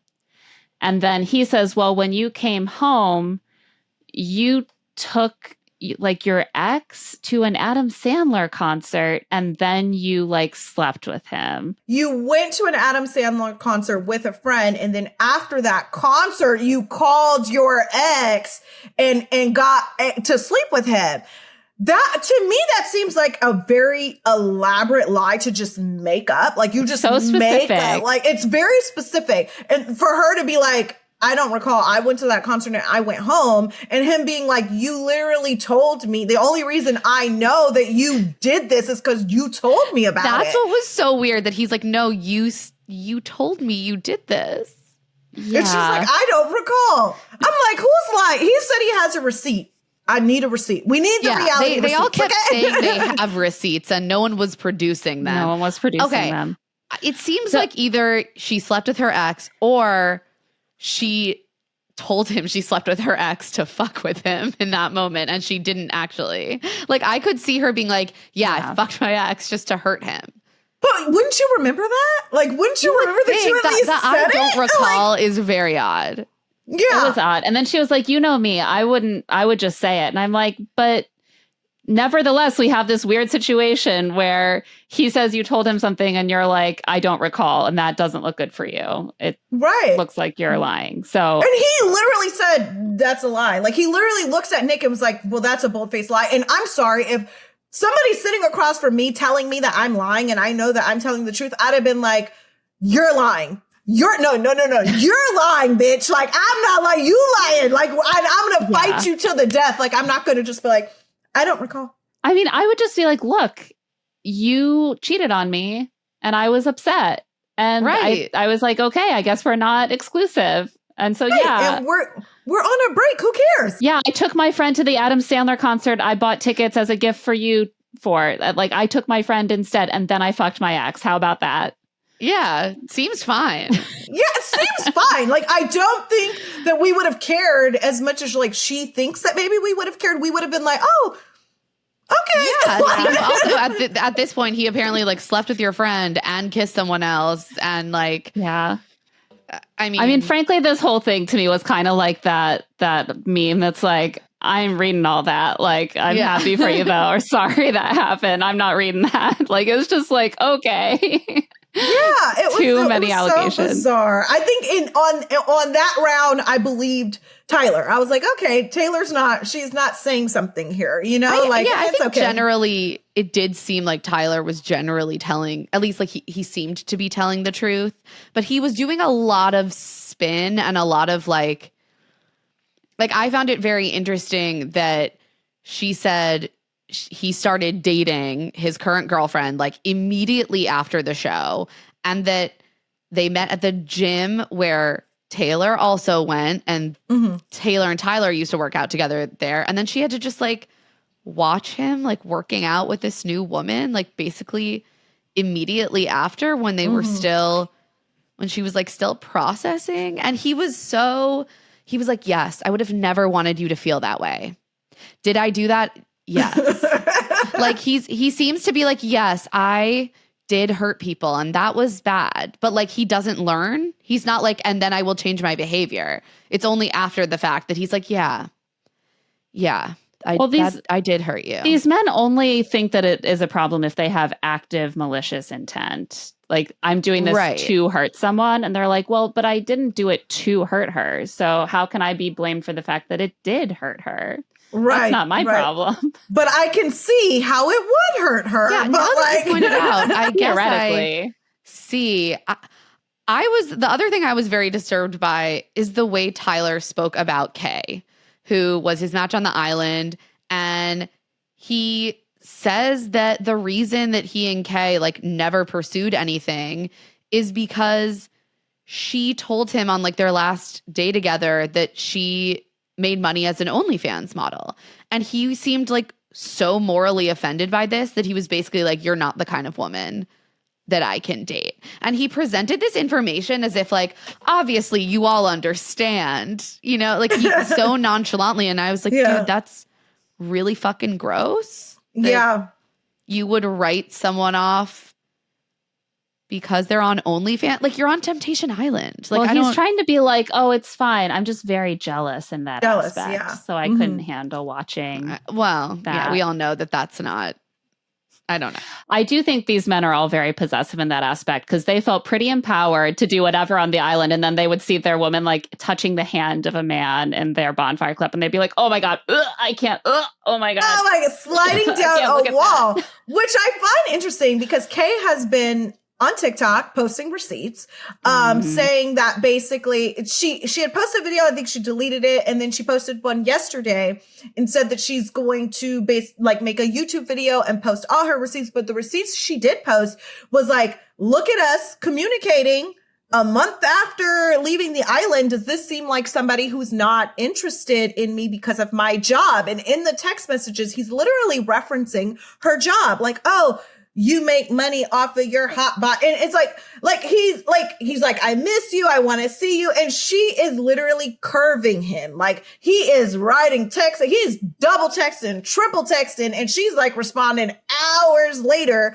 And she's like, does this look like somebody who's like not interested in me because of my job? Or does this look like I'm not interested in him? So I believed Tyler to an extent, and like he was very convincing, I think, but then now that Kay is coming out with her receipts and his ex-wife are coming out with his receipts, I'm like, oh, so you're just a liar. So this is the thing. I found him pretty convincing during the reunion. And then I saw, so he mentioned the end of his relationship with his ex-wife on the reunion.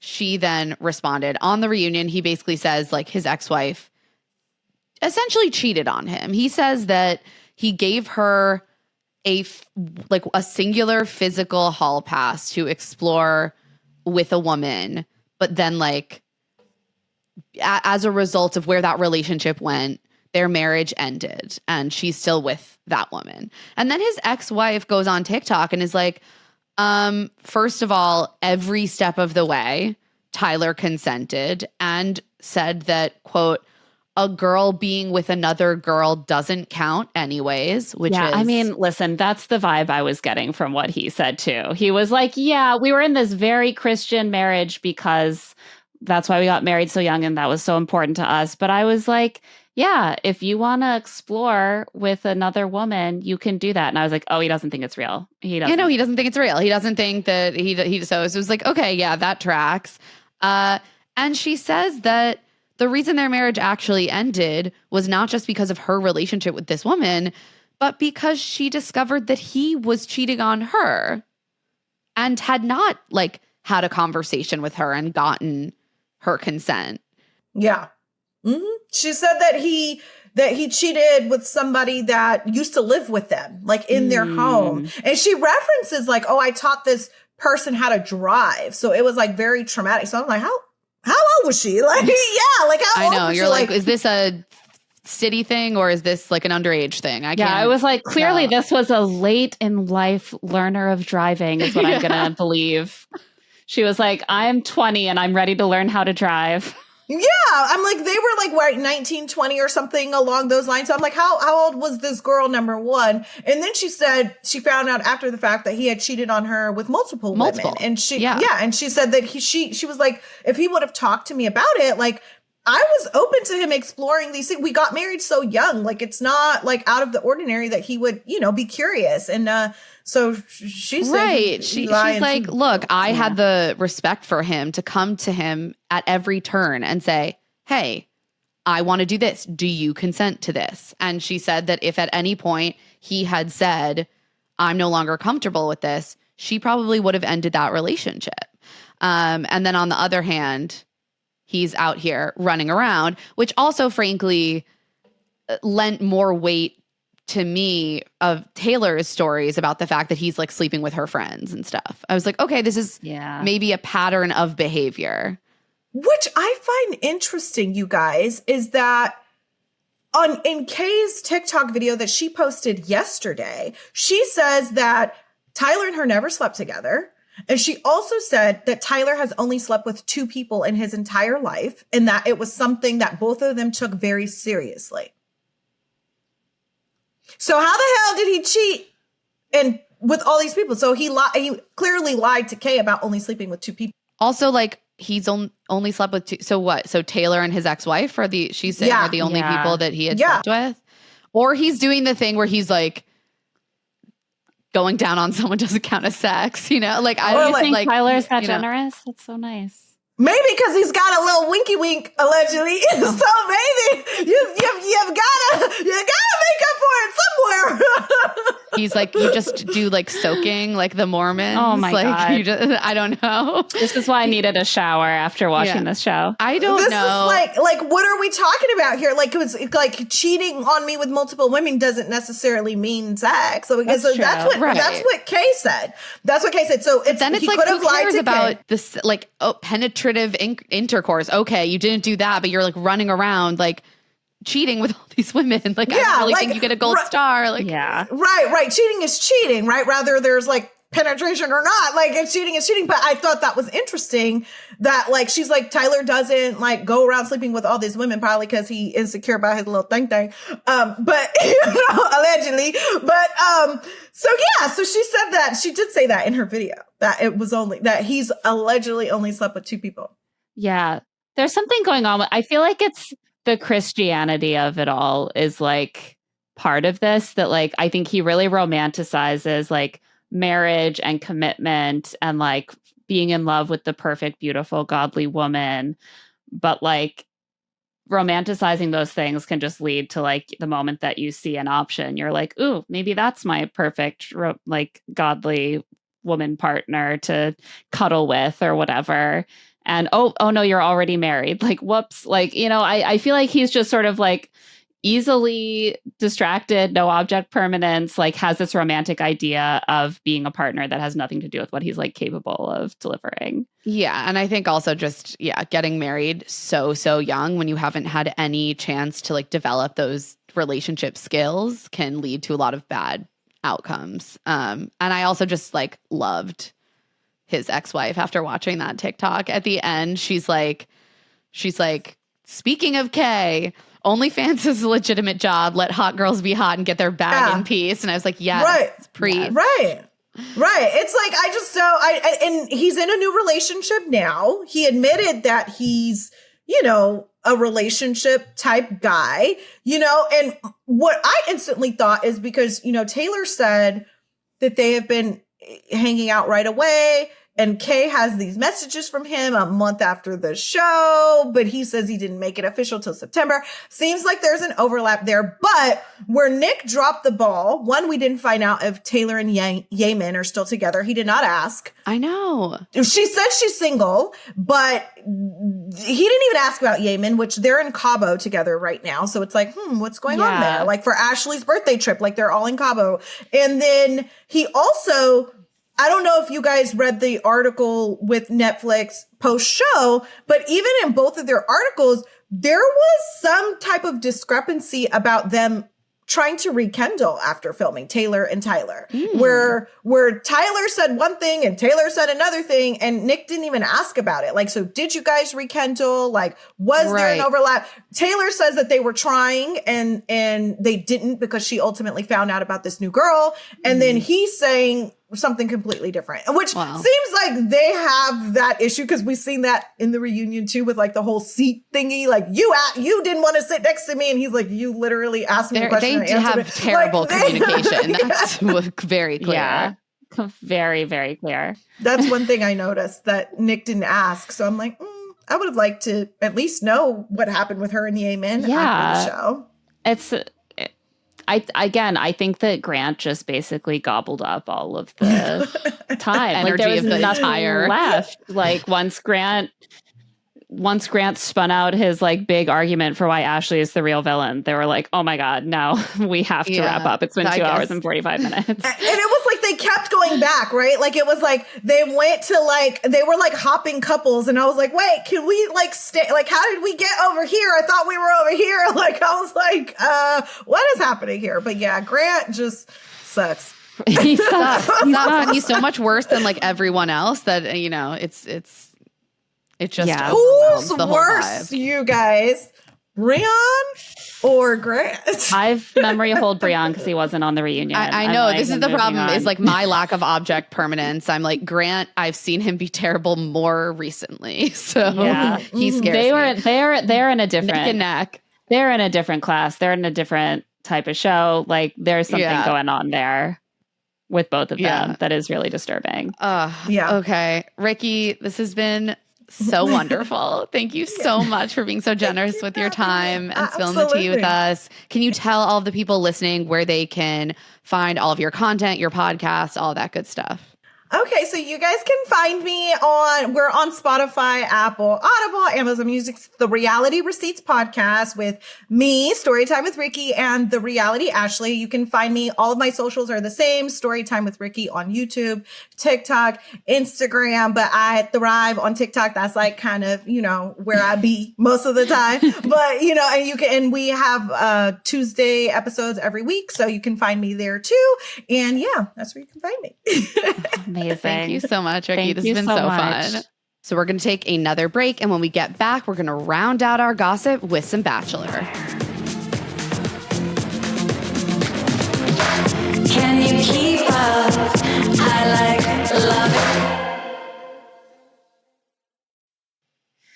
And we're back. So this season of The Bachelor has not resulted in quite the crazy level of post-show gossip as some other recent seasons because Grant and his winner Juliana are like still together. He hasn't tried to like go start a throuple or like do the take backsies or anything. But there has been a wrench in the works, which is that Latia said some things during the finale and after the final rose that made Grant look like not so great and maybe cast a little doubt on the solidity of his relationship with Juliana because he had been telling Latia apparently the whole filming that he was going to choose her until he dumped her during the final rose ceremony. So Grant and Juliana's press rounds had to kind of like deal with this little like PR problem. And I have to say Grant and Juliana did their best, I think, but they should have given them a little bit more prep on this one. I know. I feel like they really tried to appear unbothered, but all that I could read between the lines was that they are like very bothered that they have to talk about Latia, which I get why they're annoyed, but that is just the name of the game. I saw Susie from Clayton season. She was talking about this. Like, she's like, you know, I relate, but like, that's what it was on our season too. Like, we were not the focus as much as like Gabby and Rachel, you know, well, like and of course, because of the way that it ended. And in a more normal season, that's not really the case. But because it seems like Grant had done something specifically to get Latia's expectations up and not been transparent with her, they're being asked about it. Also, Latia is just a compelling character. She surpassed both Grant and Juliana in follower counts. So I think all of that is leading up to Grant and Juliana really want to talk about themselves, but they are getting asked about what happened with Latia.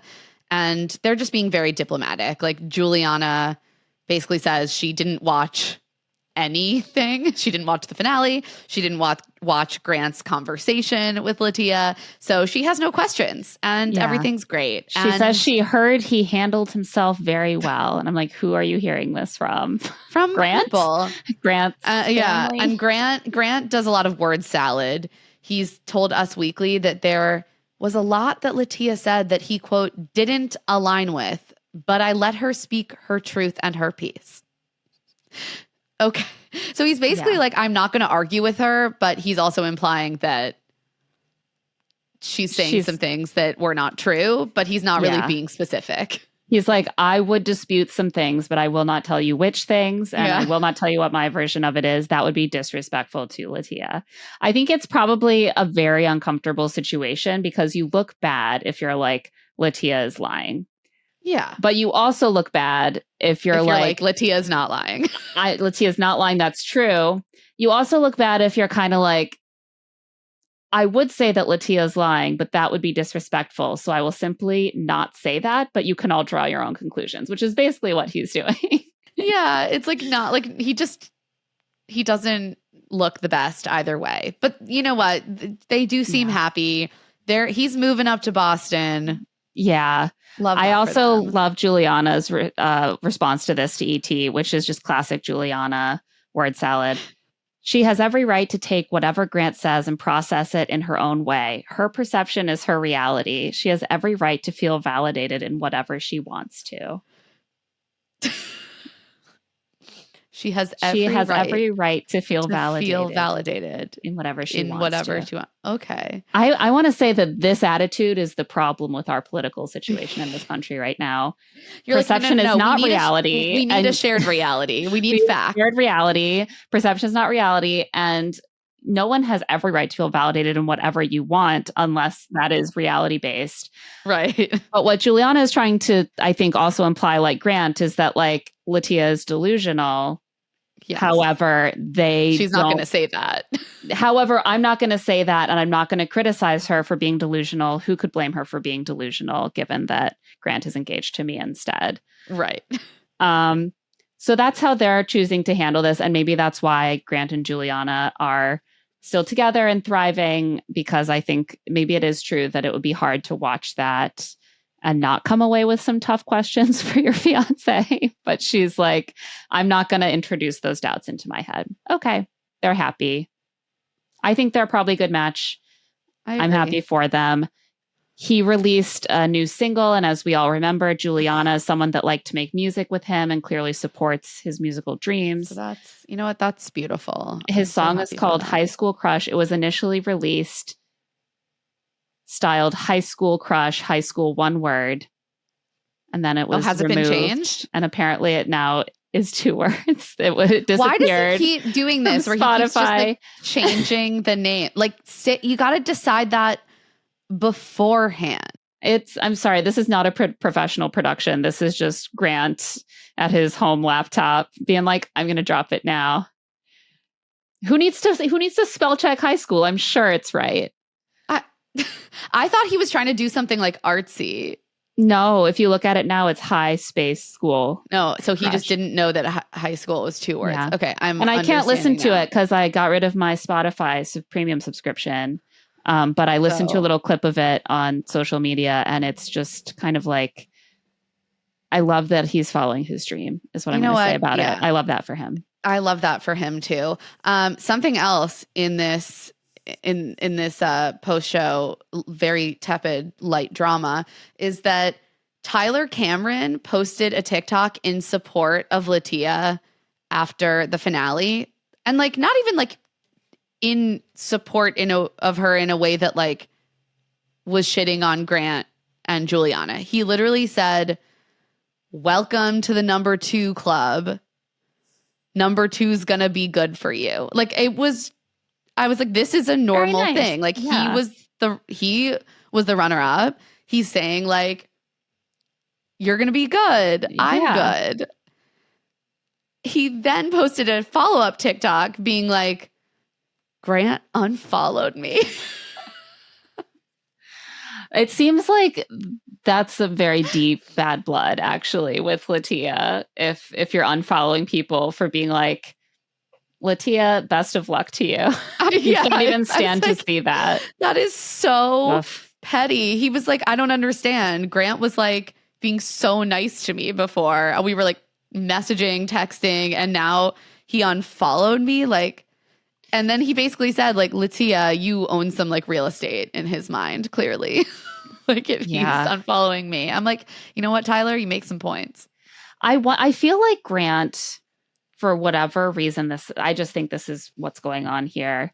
I think Grant thinks that what he did with Latia is what every lead does, and that there is like a sort of understanding of the process and the contract of like being a contestant on the show, where if the lead makes all these promises to you and then they take it back at the proposal site, you just kind of keep your mouth shut about it. And I just kind of don't necessarily think that's true.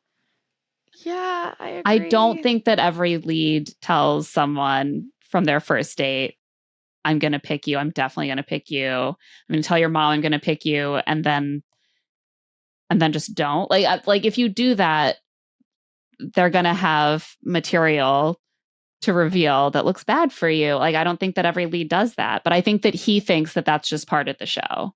Also, like, you have to just take it. You're making this a bigger thing. No one's gonna care. Like, that's the truth. People have short attention spans. And if you and Juliana stay together, everyone's gonna come around. No one's gonna give a shit. Latia is gonna thrive. Like, the fact that he is clearly so sensitive to any little bits of criticism is actually going to be a bigger turnoff to the audience. I think the part of the reason that Ari and Jason perfectly executed, the breakups were horrible. They were live on the air. They were horrible. And they looked so bad. They were the villains of Bachelor Nation after those breakups.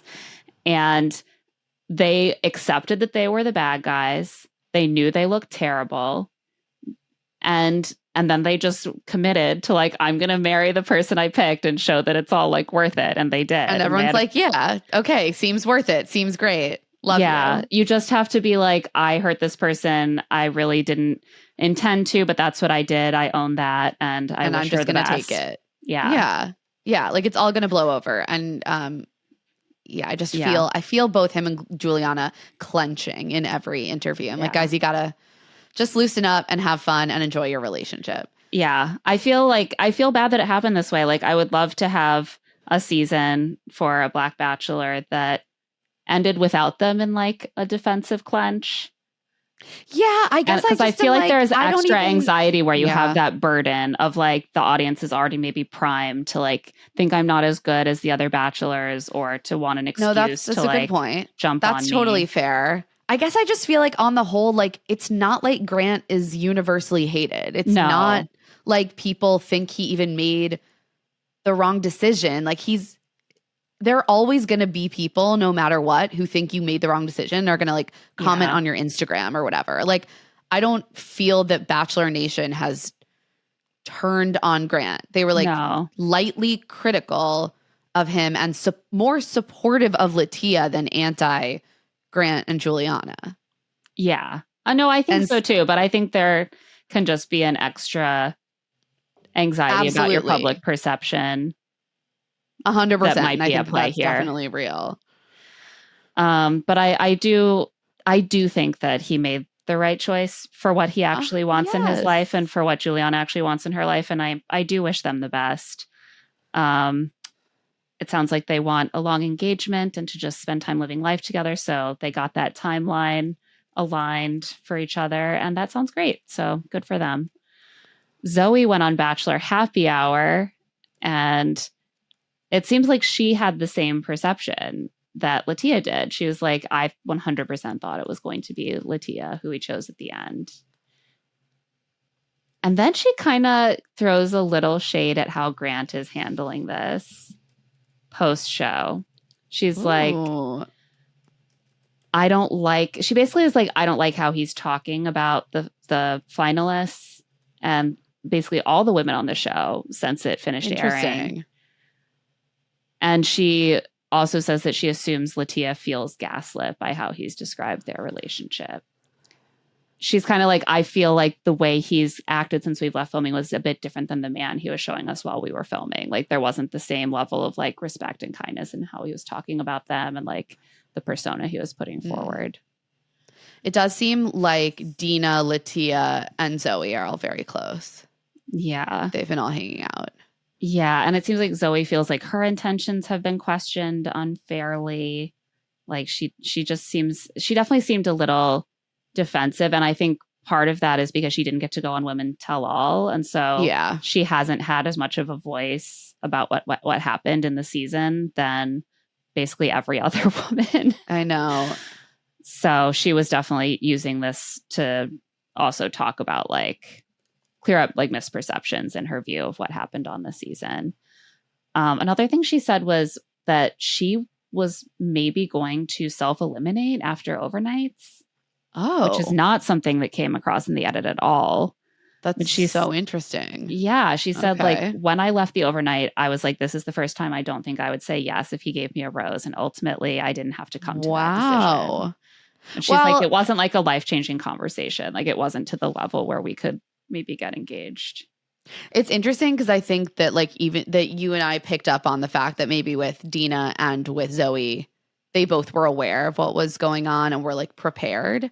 So maybe that is part of why we felt that way, because Zoe kind of had one foot out the door anyway. Yeah, it doesn't really surprise me, but they managed to make it seem like she was like, it's going to be me. That's my man. Everything went great. And they managed to carve that edit out. And yet, yeah, when she was eliminated, she didn't seem surprised at all. Should we talk about Rachel Lindsay talking about her divorce a little bit? Yes. She hasn't talked a ton about what happened with her relationship from the show and her divorce. But she was on Higher Learning recently, her podcast with Van Lathan. And she talked a little bit about like how she had recently gone to a wedding for the first time since her divorce. And she was like looking at the bride and she was so happy. And it made her realize that she didn't remember being that joyous on her own wedding day. And Van asked her, well, how much of your marriage was a business decision? You can tell that they're like, they're close to be able to ask that question. Yeah. Oh, yeah. And she's like laughing. Close. I was like, I would never ask that question, but they have that rapport. And she's like, no, I'm not going to say that it was a business decision. I made the decision out of love, but by the end, about 50% of it was keeping up appearances. And that was sort of a business decision. That makes sense. Like that's you like have maybe an couples. Extra. Yeah, that's the thing. Like once you are having a public relationship, like the stakes just feel higher to ending it. Like, yeah, I would imagine you want to be really sure that you can't hack it. Yeah. Because there's so much that has then been built and attached to this relationship. So that seems very normal to me. And it's very hard to be like, well, if we make it work, then we won't have to go through the whole thing where people are like, I told you so. I knew it would never work. Right, exactly. Like, there's a lot of like emotional, financial, like all of this stuff is wrapped up in this relationship, and you know the hell you're going to pay in the public if it ends. And she also talked a little bit about like the pressure that she did feel, like not to say that she chose to get married because it was a good business decision, but she's like, obviously like being on the show because we met in that way. And because I was in my 30s and I wanted a family, I felt pressure externally and I felt pressure internally to make the relationship work. And then she said, I do think if we'd met in real life, I would never have been married without the public pressure, without the pressure I put on myself. I would have flushed out certain issues that I had from the beginning. I mean, that also makes sense. Yeah. It made me sort of sad to think of, like, we root for couples from the show to work because we've seen them together. And like, it's hard to see people going through breakups. You want their love to like thrive, but also that desire that you have to either be proven right by them breaking up or to get to continue the fairy tale of them staying together. Those things can both put pressure on them to make decisions about their relationship that aren't really about what they want. I feel like the more we hear people talking about what it is like to be in a public relationship, the more hellish it sounds and the more like it can lead. Occasionally it can be amazing, but there are so many ways that it can lead to a bad outcome, right? Either the relationship ends in a way that it wouldn't have because of public opinion, or you stay in a relationship that you don't want longer than you would because of public opinion, or you kind of delude yourself into believing in like the magic that like the public sees and you run headfirst into a relationship you wouldn't have been in otherwise. Like it's just, there's so much that you are carrying outside of your own desires in that situation. Yeah. And it just seems so hard. And I have so much empathy, honestly, for anyone who's in that situation. Yeah. I mean, even having never been in a public relationship, like I think about what I used to think about, what my friends will say if we break up. Like, well, even now, like we have a podcast, Claire. We have a podcast. I know that's like, why I'm still married. Like, my God, married. Can you imagine? But like, honestly, like the thought of like having to like get on here and be like a little personal news. Yeah.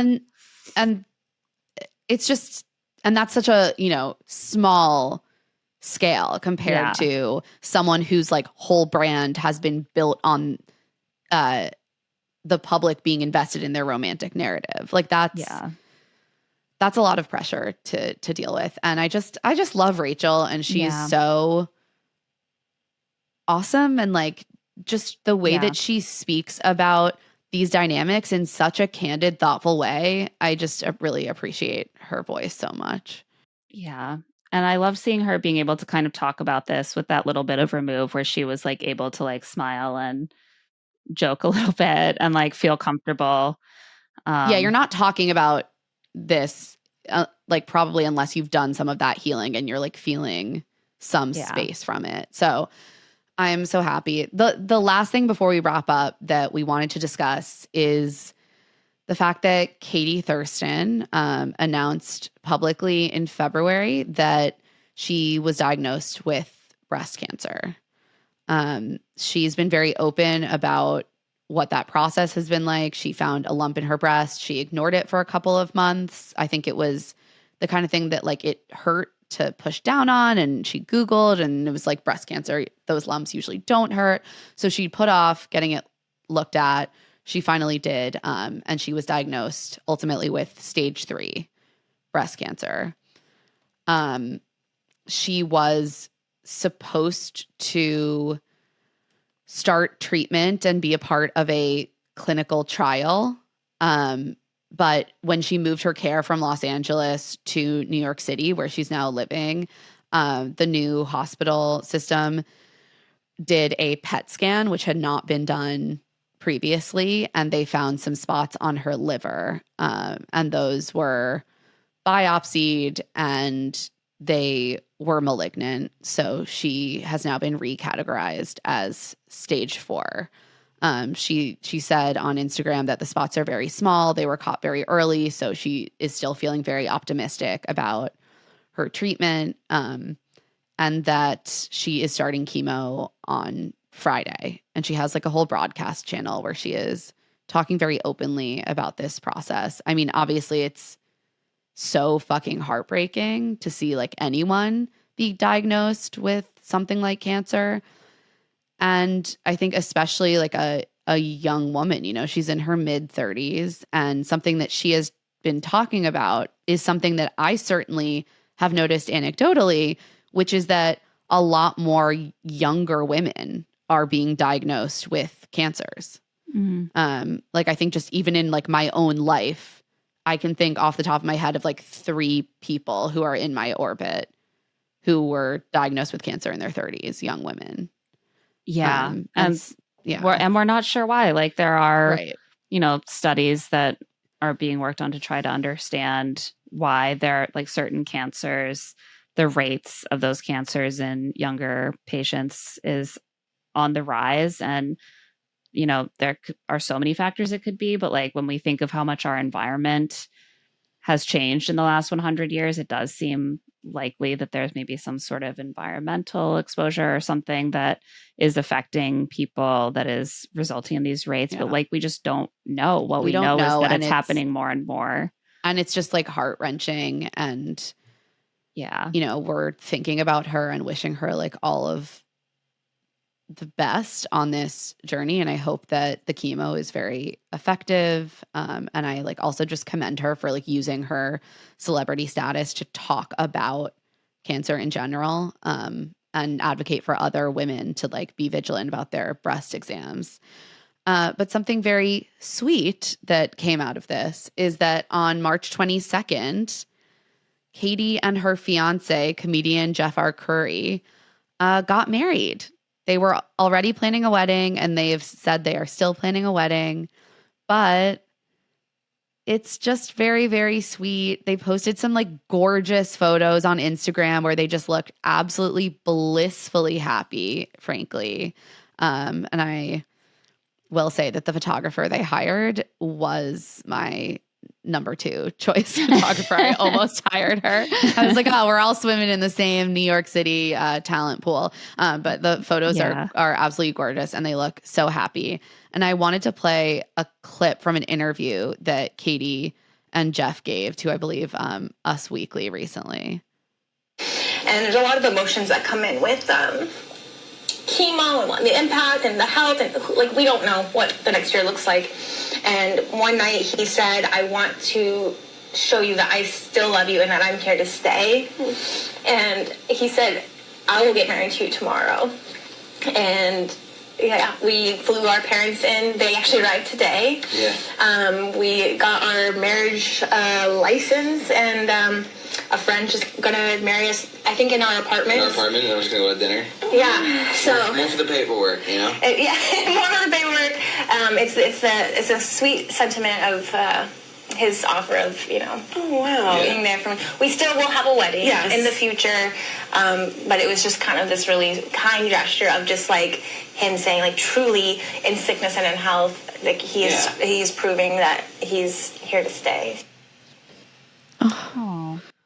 I know, it made me tear up watching it. They just seem to have a really beautiful relationship. Yeah. And I'm glad that she like has her person with her for this really difficult experience. And we're all hoping that like treatment goes well and that there's good news on the horizon. Because that's so hard, and we'll definitely be following along, and sending her good wishes. So before we wrap up, just some rapid fire Bachelor Nation news. There were a bunch of babies born. Ben Higgins, Maddie Pruitt, and Kendall Long all had their first kids, all daughters. Maddie's daughter is, of course, named Hosanna. Ben and his wife, Jess, named their daughter Winona, Winnie for short, and Kendall's daughter with her husband, Mitch, is named Elise. Tia and her husband had their second, a girl.